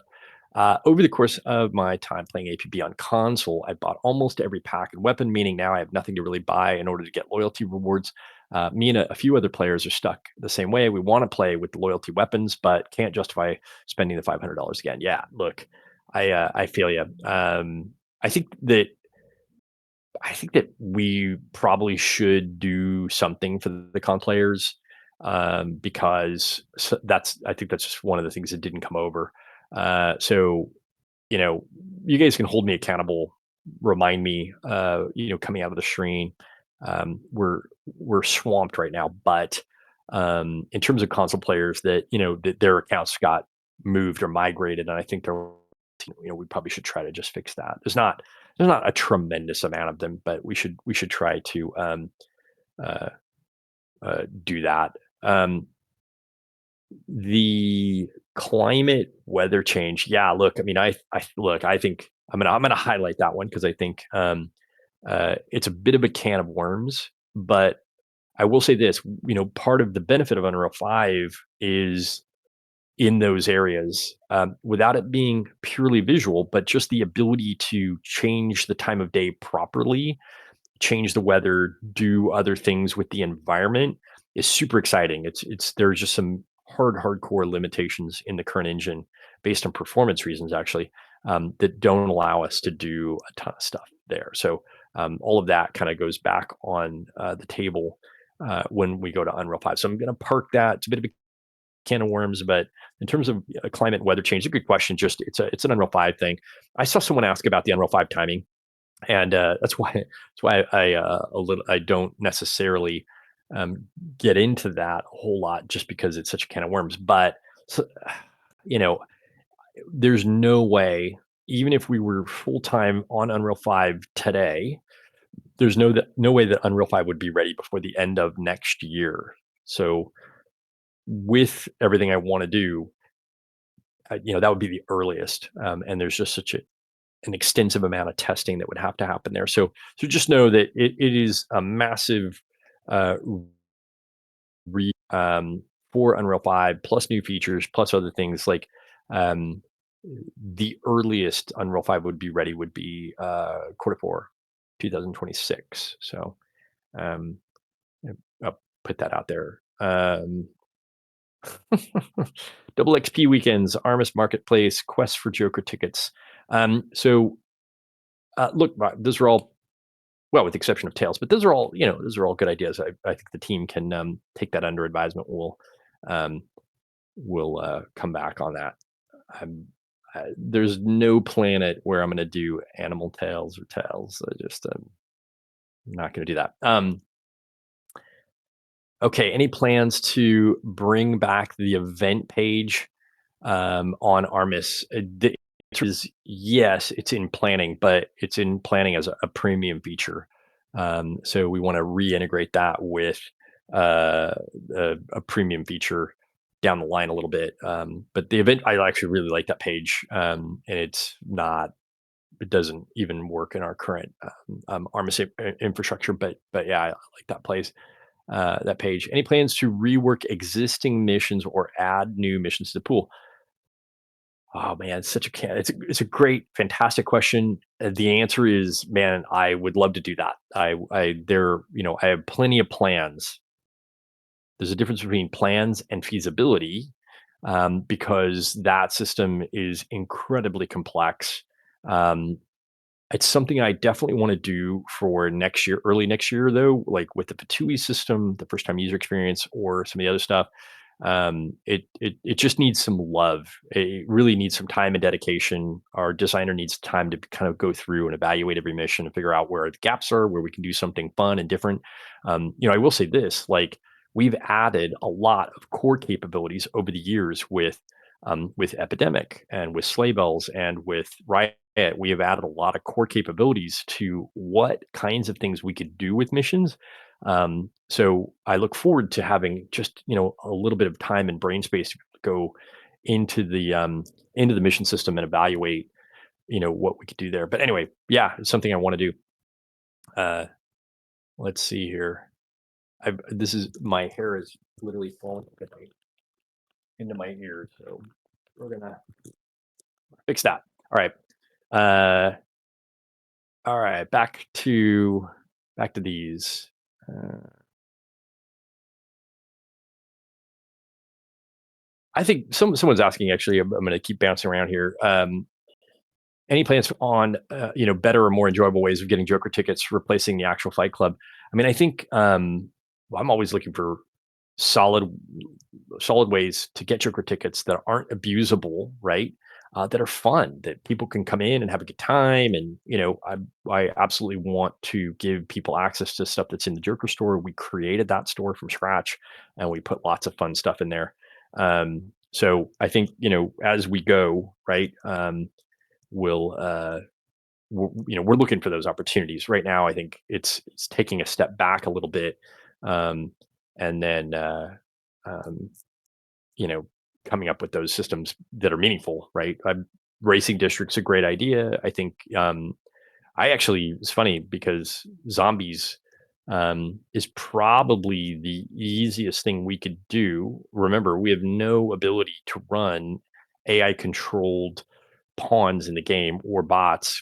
There's not even a shred of code that will control what a living city character does, or largely the living city characters are algorithmic. There's no logic to what they do. They've got a plan that just sort of operates, and then it's client side predicted. So the server is not doing a whole lot with living city characters unless they interrupt what they're doing, and then the server will send an update. But man, I really, really, really want to get some of that functionality written so we can take advantage of it, because there's plenty of places that we could do some really fun things with it. All right. Oh God. Uh, I'm just I'm gonna skip that. Why are tails? Someone walk me through tails. What is? I mean, here's the thing with APB, and it took a while to realize this, but there's a brief from Real Time Worlds, from the original designers, that talk about their philosophy uh, with clothing, in that everything is role play. So, like you'll notice, like even like a halo it doesn't float. It doesn't look like a real halo, right? There's a wire. You can see the wire in game. Everything is sort of clothing that people, have fun with role playing, or on the level that the character in game is role playing, not necessarily you. So I've always tried to follow that methodology and just kind of say, hey, look, you aren't an animal, but you can role play. Like you're kind of like you're putting these Cupid wings on, or these the bat wings on, but you can see the straps, right? You can always see the straps. So anyway, I digress a little bit, but uh,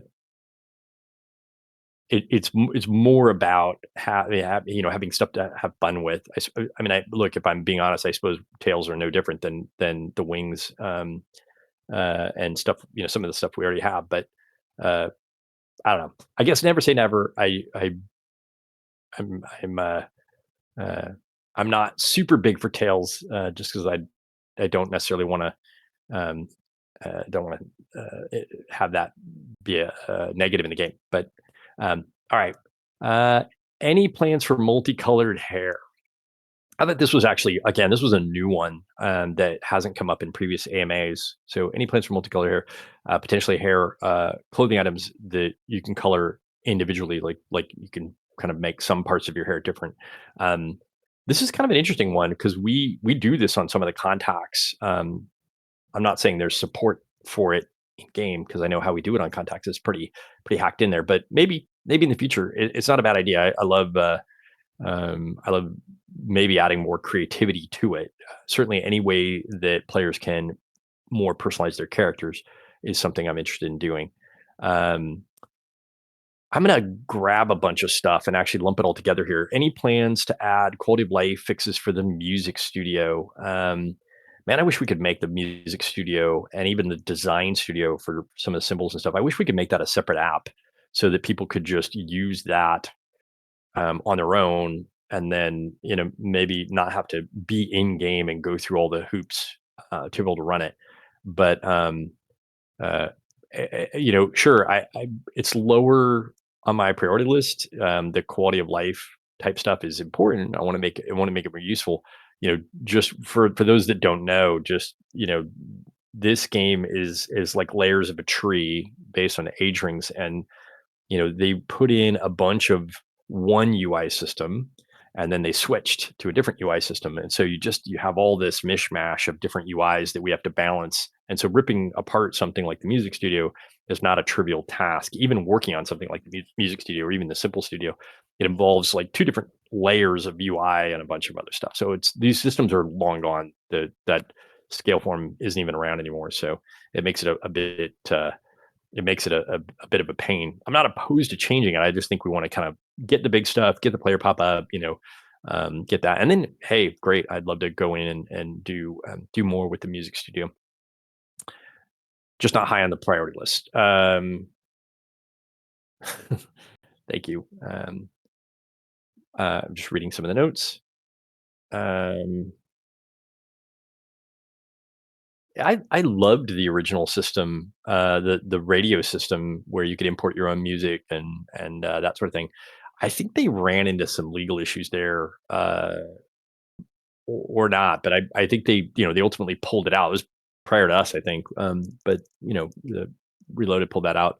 Um, uh, so anyway, I'd love to, yeah. I mean, like, look, we don't know if you're playing that stuff legally, and anyway, let's see here. Can we add a feature of using Joker tickets to buy modifications, paint and it's paint unlocking them on a new character?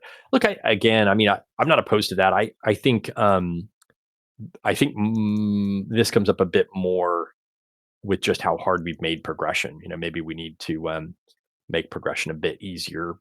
This game, when it was made, I don't know if they make its mind up whether it wanted to be an RPG or not. And so some of the grind and some of the weird progression thresholds, like that designer, who's obviously long gone, like they wanted to be an RPG. They wanted people to spend months and months ranking up, and I'm not sure that's where we are as a game anymore. I think it creates barriers, and so we've really started to take a hard look at how long it takes to rank up and get to the upper levels of the game, because obviously that's where stuff gets fun.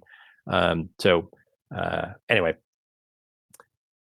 to your point, I mean, I think Mr. Ducksworth, when are you going to make roles account bound? Yeah. Look, um, I think if we pull at that thread, it can unravel because there's other systems that are tied to roles. So, but you're right in that, man. If you just make a new character, it'd be nice to have all that stuff come over with you. You shouldn't necessarily have to rank all that back up again. But anyway, I digress. It's not on the radar anytime soon. We'll get there. But that's a level I look forward to getting to, because I feel like there's not a lot of the design there that we've had a lot of bandwidth to tackle. We keep fighting fires, big fires, network going down, or anti-DDoS or anti-cheat or matchmaking. Those are all big, massive systems that require a lot of horsepower. Um, house tour. Just behind me. Uh, that's about as much as you're going to be able to see. Um, the house is a mess right now. I'm working nonstop. I work way too much. When let's see, when do you think new content might shift from adding new ranks, contacts, weapons, and clothing items to potentially big ones like new maps, game modes, mechanics? Yeah, look, I we got to clear out the pipeline a little bit. I would say fairly early in 2026, we will have released a lot of what we had planned, like Legends, and we'll be through holiday season. So I don't see a new map as one exception to that. I don't see a new map coming online just because it we don't have the player pop for it. Um, but uh, but I do see, there are some things I want to revisit. I would say again, I've said it before, the EMP, I think, is going to be a slightly bigger mechanical change in the meta than just adding a new weapon. The EMP grenade is significantly different. So I think that's going to be a lot of fun. Um, all right. So if I've missed stuff, I'm blowing through it. We're pushing 2 hours here, so I want to get to stuff. Will VIP missions ever make a return? Yes, once our designer has time to take a look at them. They're a mess. Um, I think they need to be rebalanced. I think universally people hated VIP missions. Um, that that's a mess. So I want look. We want things to be fun. We'll put them back in the game once we've got a chance to rebalance them. Having VIP missions come up in the rotation was awful. Just uh, just it was a feel bad moment. Um,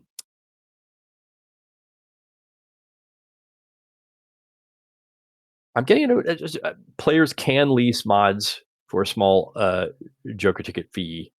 Um, I don't think this is my designer. I don't think we want to sell permanent ones because that wouldn't make a lot of sense. So hopefully that helps address that question. When is refer a friend coming back? We have plans. This just the system needs to get an overhaul, kind of like premium. It just needs a ground up rework. It was super abusable, so it's absolutely on my radar because I want people to refer their friends, and that helps the game, but needs to be in a good way. Um, all right, let's see. Any plans to make clans useful? Yeah, we talked about that when we talked about the rework of premium, but clans needs it's just a whole system that needs a do over. It's not useful at all. Um, Uh, I appreciate the offer to provide a Latvian translation services. That has been a huge pain. We're doing I'm thank goodness for Google Translate and others, but I don't think the language barrier is the big problem. I think that ISPs generally just don't move very fast. So we submit them stuff and hope to get a response, if ever, and then uh, anyway. Um, Yeah, Josh Company, the new premium XP doesn't seem to be much more than not having it. You're right. Look, we took lots of feedback about being pay to win, and intentionally we gave that XP bonus to all the players. It just didn't seem fair to put XP bonuses behind a paywall, a big XP bonus. Bear in mind what we did with premium. The XP bonus is minor. It's there. There's a little bit of an XP bonus there. But the big bonus is just the Joker tickets. The pre-purchase on the Joker tickets is almost worth it alone, plus some of the other benefits. So um, I really liked the rework on that. Um, I think inventory we talked about. I know there's a question here. Is there a chance we can get more inventory space for symbols, clothing, and themes? Yeah. Look, I think we're working on that. I think inventory probably needs to be a task internally where we just hit the inventory system all at once. So hopefully after the end of the year, we can get to that because I think it's not in a great place. Um, let's see, will we ever get? Yeah, look, this is a great question. Will we ever get devlogs to show off new things coming to the game? Yeah, I hope so. Trust me, I've thought more than once about jumping on stream just when we're working on stuff. Like I spent a couple weeks ago, I spent some time working on clothing for Legends, and I think there are probably plenty of players that would maybe they would tune in. I don't know, maybe not, but watching me work through our clothing system and how stuff gets made, and it's a pretty wild process. But at some point, I think it'd be cool. But it's right now it's very difficult to spin up this. When we do these AMAs, there's a ton of people behind the scenes that are helping make it possible. I've got Alchemist on helping from a production standpoint, my team in chat. And so it's like, the whole company takes a break to go do this. So what we need to do for devlogs is, capture it, but not in a way that we're spending a ton of time on production.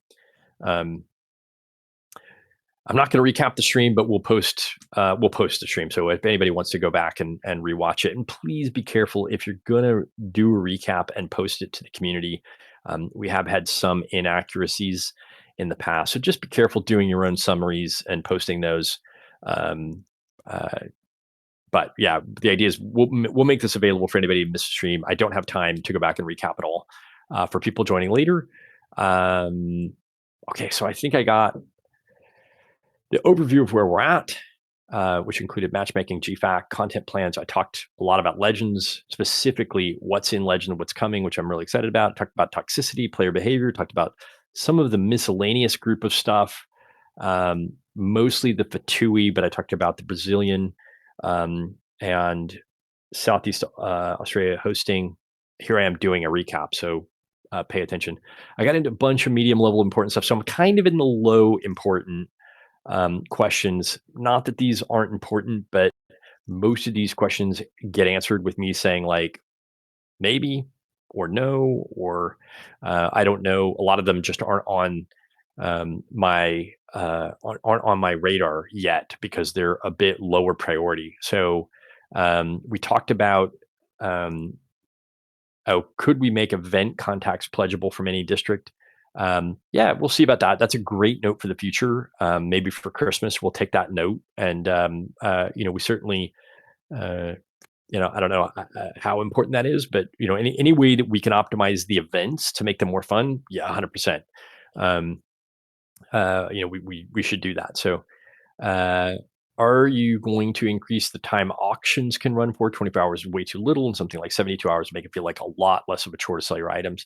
Yeah, I'm open to that. I think when that system was put in place, obviously there was a higher population, but they didn't, they had hardware constraints, really hardware constraints that they need to clear those out so we don't have too many auctions running at once. But yeah, look, we can certainly look into something like that. It's not a high priority, so it's something that I would need to slate for the team when we've got a little bit of cycles to spend. Um, let's see. Are you planning? Oh, what does it cost? I'm not kidding. Anything. Look, I've seen some questions about profitability and what things cost. I'm not going to talk about that. I think the thing that I hope players have felt is that we've been at this for a while. We're not giving up on APB. I saw someone join the AMA expecting to see, APB is closing down. I'm not there yet. I feel like we've invested so much time and effort and money into cleaning up APB that we're right now at the good tier, the good spot. Like we've got a lot of content coming. We're about to start some marketing. We're, it's just it's not going to happen. So I know someone picked up on the word yet there. Um, I mean, look, there's no, there is, I suppose there's a theoretical end date, but we're not there. So we just there's so much that we can do with this that we've spent so much time doing. I think the simple answer is just market it and get new players in. In my opinion, the game is in a good state. We've been able to fix a lot of the networking issues, been able to fix with GFAQ and with some of the matchmaking.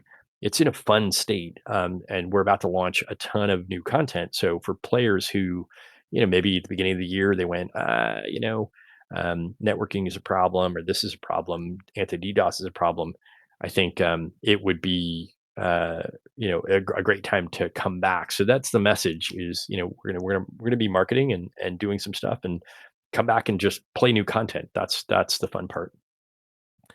Um, I'm not gonna. I think someone asked for a roadmap on GVAC. I wish I could. Frankly, I wish I could stream some of the stuff we're doing with GFAC. It's all super fun. I can't. That's the world we live in. Cheaters are why we can't have nice things. So I'm not going to do that. But there's a ton of stuff coming. So I love. We've spent so much time laying the foundation for that system, and it is different than anything else out there in the industry. That I'm excited about putting new features in, putting new detections in, putting new things into it because we own it, we control it. So there's a lot of good stuff. Um, we talked a little bit. I lump the mailbox in with the inventory, just a search feature, sorting. There's so much stuff that um, we should be doing there that it just needs to be made into a full project where we do a design, we pick the top pain points and do a quality of life update there. It involves touching that UI system, which is so crusty and old that the tools don't even exist for modifying. Like we have some old tools, but it's just such a mess. So, um, are you going to, or are you planning to add more support for skins on existing legendaries? Ooh, uh, yes, but man, that's such an effort. It's a high level of effort for 0 gain. I mean, it's purely something we're doing for the players. So, yes, it's something I want to continue doing. I know our designer and the team that has to do that is overworked as it is, so I don't want to make that worse for them. I hope that players enjoy that. Actually, it was kind of an interesting thing that got brought up to us. Is like, hey, you know, um, people would like to change the skin attached to their legendary. I always felt like the legendary's identity was wrapped up a little bit in the skin, but um, you know, we've started doing it. But I mean, it's something like 240 different. You have to support so many different guns, so it takes a long time. Anyway, we're gonna keep doing it, and I loved the ability to move that around. I think it probably made that system a little better. Um, will there ever be motorcycles? No. Uh, will there ever be melee weapons? No. That's not this game. It just is. Will there ever be helicopters? No. Will there ever be airplanes? No. Will there ever be tanks? No, but we have garbage trucks. So um, anyway, horses? No. Uh, Yeah. So I just want to go on record saying that's not the roadmap here, guys. Let's. I would like to absolutely do another vehicle. Now that we understand that system, we could have so much fun there. There's just a lot of stuff we learned um, doing that car. So I'd like to do more of that. Um, any plans to bring back the Anarchy District with a form of progression of sorts? This I'm gonna wrap that up with new missions, right? I would love to do that. Frankly, I feel like there is such a wasted opportunity to take work that either was already in Anarchy or work that we did in Riot, even small systems, not the entire mode, but small systems that were built for that mode, work we did for Sleigh Bells, and pull that into something that would be fun. I think that um, I would love to do that. I know our designer would love to do that. There's so much potential there. Uh, I think it just lacks ways for the players to kind of move around the district. So there's some problems to solve. But that is absolutely the first place I would start in terms of um, new kind of mission, new kind of game mode stuff. That's the first place we'll go back to. So missions get some rebalancing, and then I'd love to go back to some of that work, which we just abandoned. Frankly, we just took it offline. So there's so much stuff that was done there. Uh, I'm gonna just skim over some of the content comments there. Can players involved in chargeback cases get unbanned if they pay back the amount they owe? That is a case by case basis. Chargeback cases are such a mess. They just, we win the vast majority of chargeback cases. It's a time suck for the team. The customer service team has to go collect documentation, we have to submit it. Um, Generally, I'm not in favor of rewarding that kind of behavior. So, in some cases, though, look, having said that, if we feel like the player sincerely had maybe some sort of extenuating circumstance that led to the chargeback or some core misunderstanding of something, right? We have allowed the player to pay back the chargeback to get their account back. Um, that's only in the cases where the chargeback was the reason that their account got banned. Right? This is not a case of. I'm going to say this very explicitly. This is not a case of where someone cheated and paid some money to get their account. That never happens. Period. Zero will never happen. This is a case where the player did a chargeback, their parent did a chargeback, whatever it was, and they paid the money that we lost if we lost the chargeback to get their account back. So anyway, all right, we're nearing the end of my voice here. I think we're at 2 hours. I'm going to do a couple more questions and then we'll call it there because I need to go get a glass of water. Excuse me. Skateboard snow. Is Kevlar 3 getting a buff in Legends update? No. Are any plans to bring back the real-time worlds shaders, maybe as an in-game option? I have them. Actually, I actually don't mind them. I'd rather kind of just do an update to the shaders. It's not as simple as literally popping those in. We did the 64-bit update that had some shader work, so it made us incompatible with the old real-time world shaders. So we would just need to do some work there. Someone asked about streamer mode. I'd love to do that. It's on my to-do list. I think streamers are a big reason that they're a big reason new players get exposed to the game. So I streaming the game is awful right now. It's a super challenging thing to do. So it's definitely on my radar. Plus Twitch drops. I agree, and that's all. They're not even new systems. They're newer systems that we should be doing right. I'd love to do that. So I think it's just going to take time. Let's see. So I would rank those as high in terms of Twitch drops, streamer mode, and reworking missions. Thank you. I'm gonna take a real quick drink here. We talked a little bit about character transfer, offering a service. I said we're not doing that right now. That's fighting the symptom and not the problem. Fighting, symptom is low player pop. Let's fix the low player pop. Will the issue causing mouse input at low sensitivity, let's see, for not register ever get fixed? The question's worded sort of backwards. The issue with mouse input not registering is related to, I think it's an FPS issue. It's on our to-do list. It's related to frame rate. A couple of people have mentioned DirectX 12. The trick with DirectX 12, it's a bit of not a big bang for the buck. I will say this: we did some testing on DirectX 12. It was no faster than DirectX 9.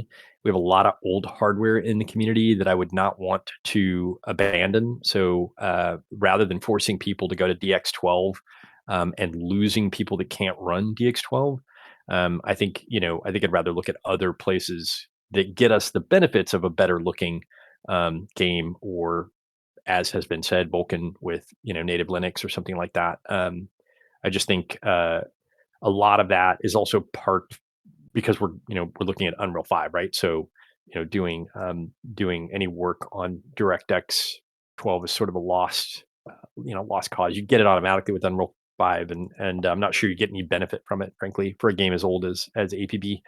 Can we get more in-game options for reducing camera motion? Maybe. It's definitely something that I could look at. It's not high on my uh, priority. I did, by the way. I see a couple people talking about console loyalty rewards. I did talk about that in the stream. Maybe go back and revisit the stream and look that up. In the previous roadmap, there was mention of wanting to upgrade the game's render to DX12. We already talked about that.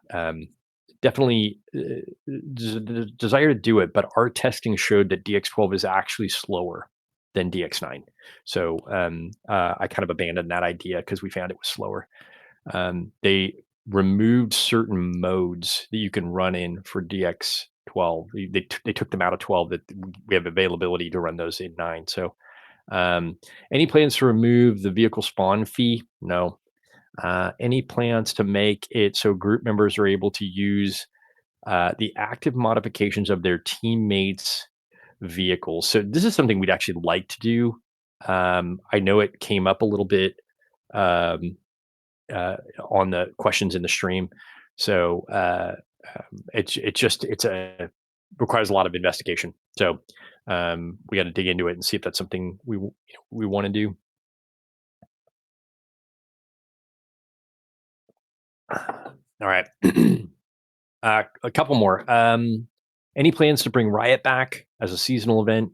Um, I think we were no, no is the answer. But I think we enjoyed playing with Epidemic again, even just as an alternative to break away from the monotony of Headless Horseman.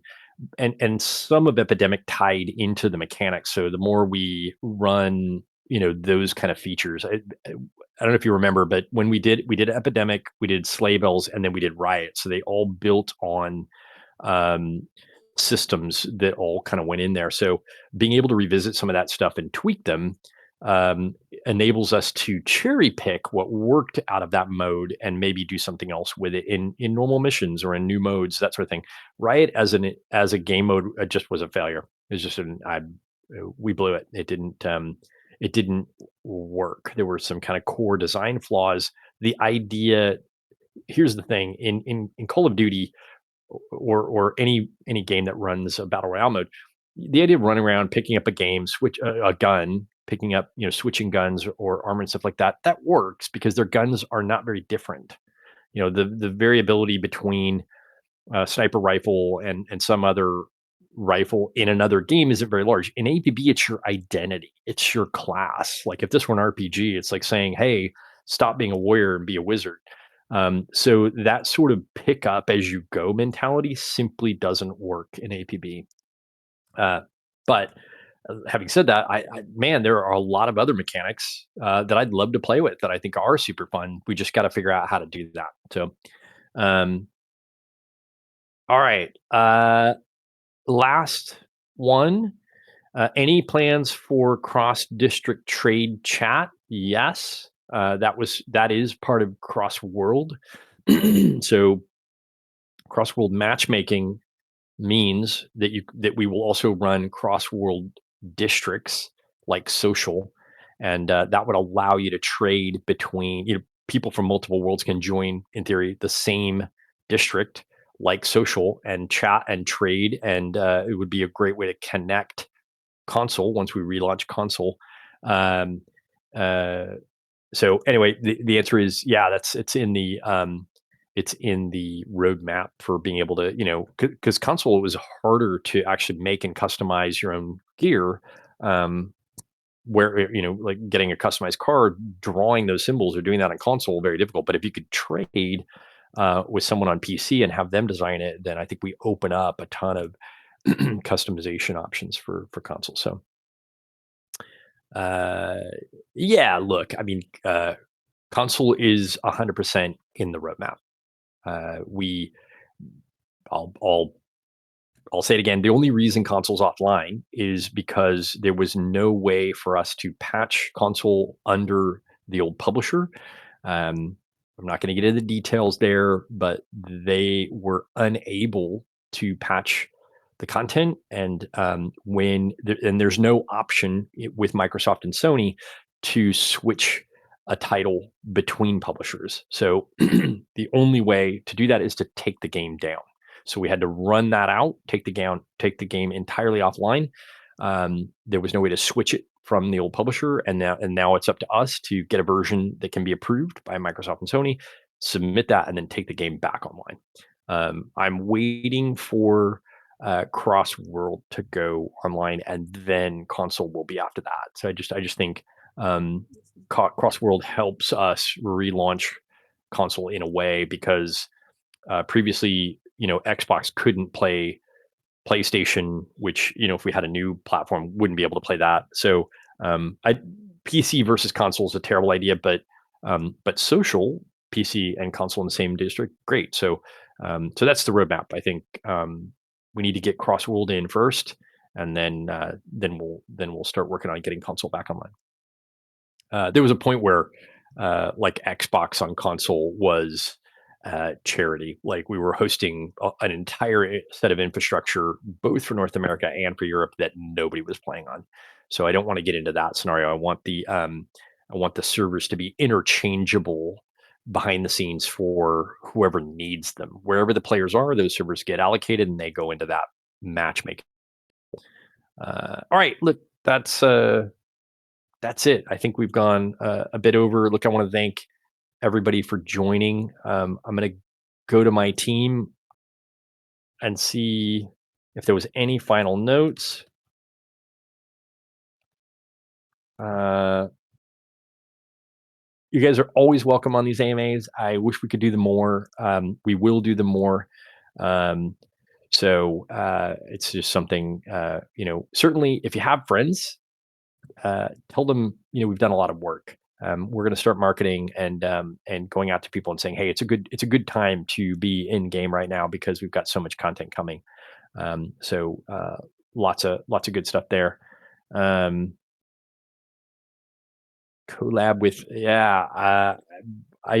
Honestly, I've been terrible about chatting with our influencer community. There are plenty of people that used to stream that are no longer streaming, and I think that's probably our fault for not keeping in better touch, our fault for not supporting Twitch drops, our fault for not having streamer mode. So we need to fix that. And then I'd love nothing better than relaunching our influencer program and getting content creators back involved with the game. And there's so much to stream. So we need some work. All right, guys. Thank you for joining, and enjoy the rest of your day.